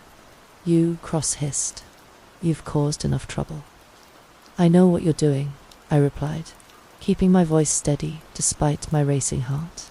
I know about the binding ritual, about the thing below. The silver-haired woman pushed her hood back, revealing a face lined with age, but eyes sharp with intelligence. Then you know why it's necessary. The binding must be renewed, or it will break free. After what happened in 1987, another cultist added, after it took the Elder Cross. Mr. Cross's face contorted with grief and rage. My father paid the price for failure. I won't make the same mistake. The false Chloe materialized in the room, her form rippling between human and something grotesquely other. Too late, it said in a voice that echoed as if coming from the bottom of a well. The binding weakens, the door opens, the floor began to tremble. The metal grate over the pit rattled against its chains. From below came a sound like distant thunder, growing louder by the second. Cross and the cultists began their chanting, forming a circle around the pit. The silver-haired woman produced a ceremonial dagger, its blade covered in strange symbols that matched those on the walls. "We need blood," she said, "willing blood to renew the binding." The false Chloe laughed, the sounds splintering into inhuman registers. "It won't work. Not anymore. I've grown too strong in the spaces between." Understood then what had happened. The disrupted ritual in 1987 had weakened the binding, allowing the entity to project a piece of itself through Chloe's lingering spirit. It had been working all these years to further weaken its prison, using Chloe's desire for justice as cover. "There's another way," I said, an idea forming. "Chloe Evans. Her blood was spilled here. Her spirit remains." Cross looked skeptical. "The ghost? We can't bind it with a ghost." "Not the ghost, the connection." I pointed to the false Chloe, whose form was becoming increasingly unstable. "That thing is using her as a conduit. If we can sever that connection, we can force it back." "But we need a new anchor," the silver-haired woman finished, understanding dawning in her eyes. "A willing sacrifice to replace the forced one that failed." All eyes turned to me. "Not my life," I clarified quickly, "but my blood, freely given." "A new binding," the false Chloe shrieked, lunging toward me. But the cultists formed a barrier with their bodies. Their chanting intensified, the silver-haired woman leading them in the ancient language I'd heard before. "Do it," I said, extending my arm toward her, "before it breaks free completely." The ceremonial dagger sliced across my palm, deep enough to draw a steady flow of blood, but not life-threatening. The silver-haired woman guided my bleeding hand over the pit, allowing the blood to drip through the grate into the darkness below. The effect was immediate. The false Chloe's form convulsed, stretching and contorting as if being pulled from multiple directions. The entity's scream shifted, from Chloe's voice to something utterly alien, a sound that bypassed my ears and vibrated directly in my skull. "You know not what you do," it howled. "I offered you power, protection. You offered lies," I replied, using Chloe's memory, her quest for justice. My blood continued to drip into the pit, each drop seeming to strengthen the binding. The symbols on the walls glowed brighter, pulsing in rhythm with the chanting. The false Chloe began to dissolve, its form breaking apart like smoke in a strong wind. But as it faded, something else took shape briefly. The real Chloe, her expression peaceful. For the first time, "Thank you," she whispered, barely audible over the chanting. "Set me free." And then she was gone. Truly gone. The temperature in the room returned to normal. The trembling subsided. The entity was bound once more, forced back into its prison. Beneath the motel, Cross approached me, his expression a mixture of gratitude and weariness. "You've helped complete the binding. For that, we're in your debt." "I didn't do it for you," I said, wrapping my bleeding hand in a handkerchief the silver-haired woman offered. "I did it for Chloe, for Sophia, for all the people you sacrificed." "Over the years, you don't understand," Cross insisted. "We are the guardians, the keepers of the binding. Without us, without you, innocent people wouldn't have died." I turned to face all of them. "The binding can be maintained without human sacrifice. My blood was enough." The silver-haired woman nodded slowly. "Perhaps, but the binding requires renewal. Regular renewal." "Then I'll return," I said, surprising myself with the conviction. In my voice, every year, my blood, freely given. No more sacrifices. Cross seemed ready to argue, but the silver-haired woman placed a restraining hand on his arm. The willing blood is stronger than the unwilling. You've seen it yourself. She turned to me. But you must understand the commitment. If you fail to return, if the binding weakens again, I understand. And I did. I was binding myself as surely as we had bound the entity below, a lifetime commitment to prevent further deaths. Then we have an accord, she inclined her head. Formally, the Nightshade Inn will remain closed to the public, but room 403 will await your return. As dawn approached, I left the motel, my hand bandaged and my mind reeling with the night's events. The police car was still parked out front, the officer still dozing inside. He hadn't seen me enter or exit. Room 405 truly existed outside normal reality in the weeks that followed. The police investigation into the Nightshade Inn and the missing Mr. Cross gradually lost momentum. Without evidence of the fourth floor or room 405, without any trace of the cult or their activities, the case became another unsolved mystery. I moved to a small apartment near the closed motel, taking a job at the local library that gave me access to historical records. I used to research the entity beneath the nightshade. The more I learned about the land's history, about the legends of my ancestors, people, the more I understood the importance of maintaining the binding. Once a month, I returned to room 403, which always appears for me now. I offer a few drops of blood, renewing the binding bit by bit, ensuring the entity remains dormant. And sometimes, in the quiet moments between dusk and darkness, I catch a glimpse of Chloe.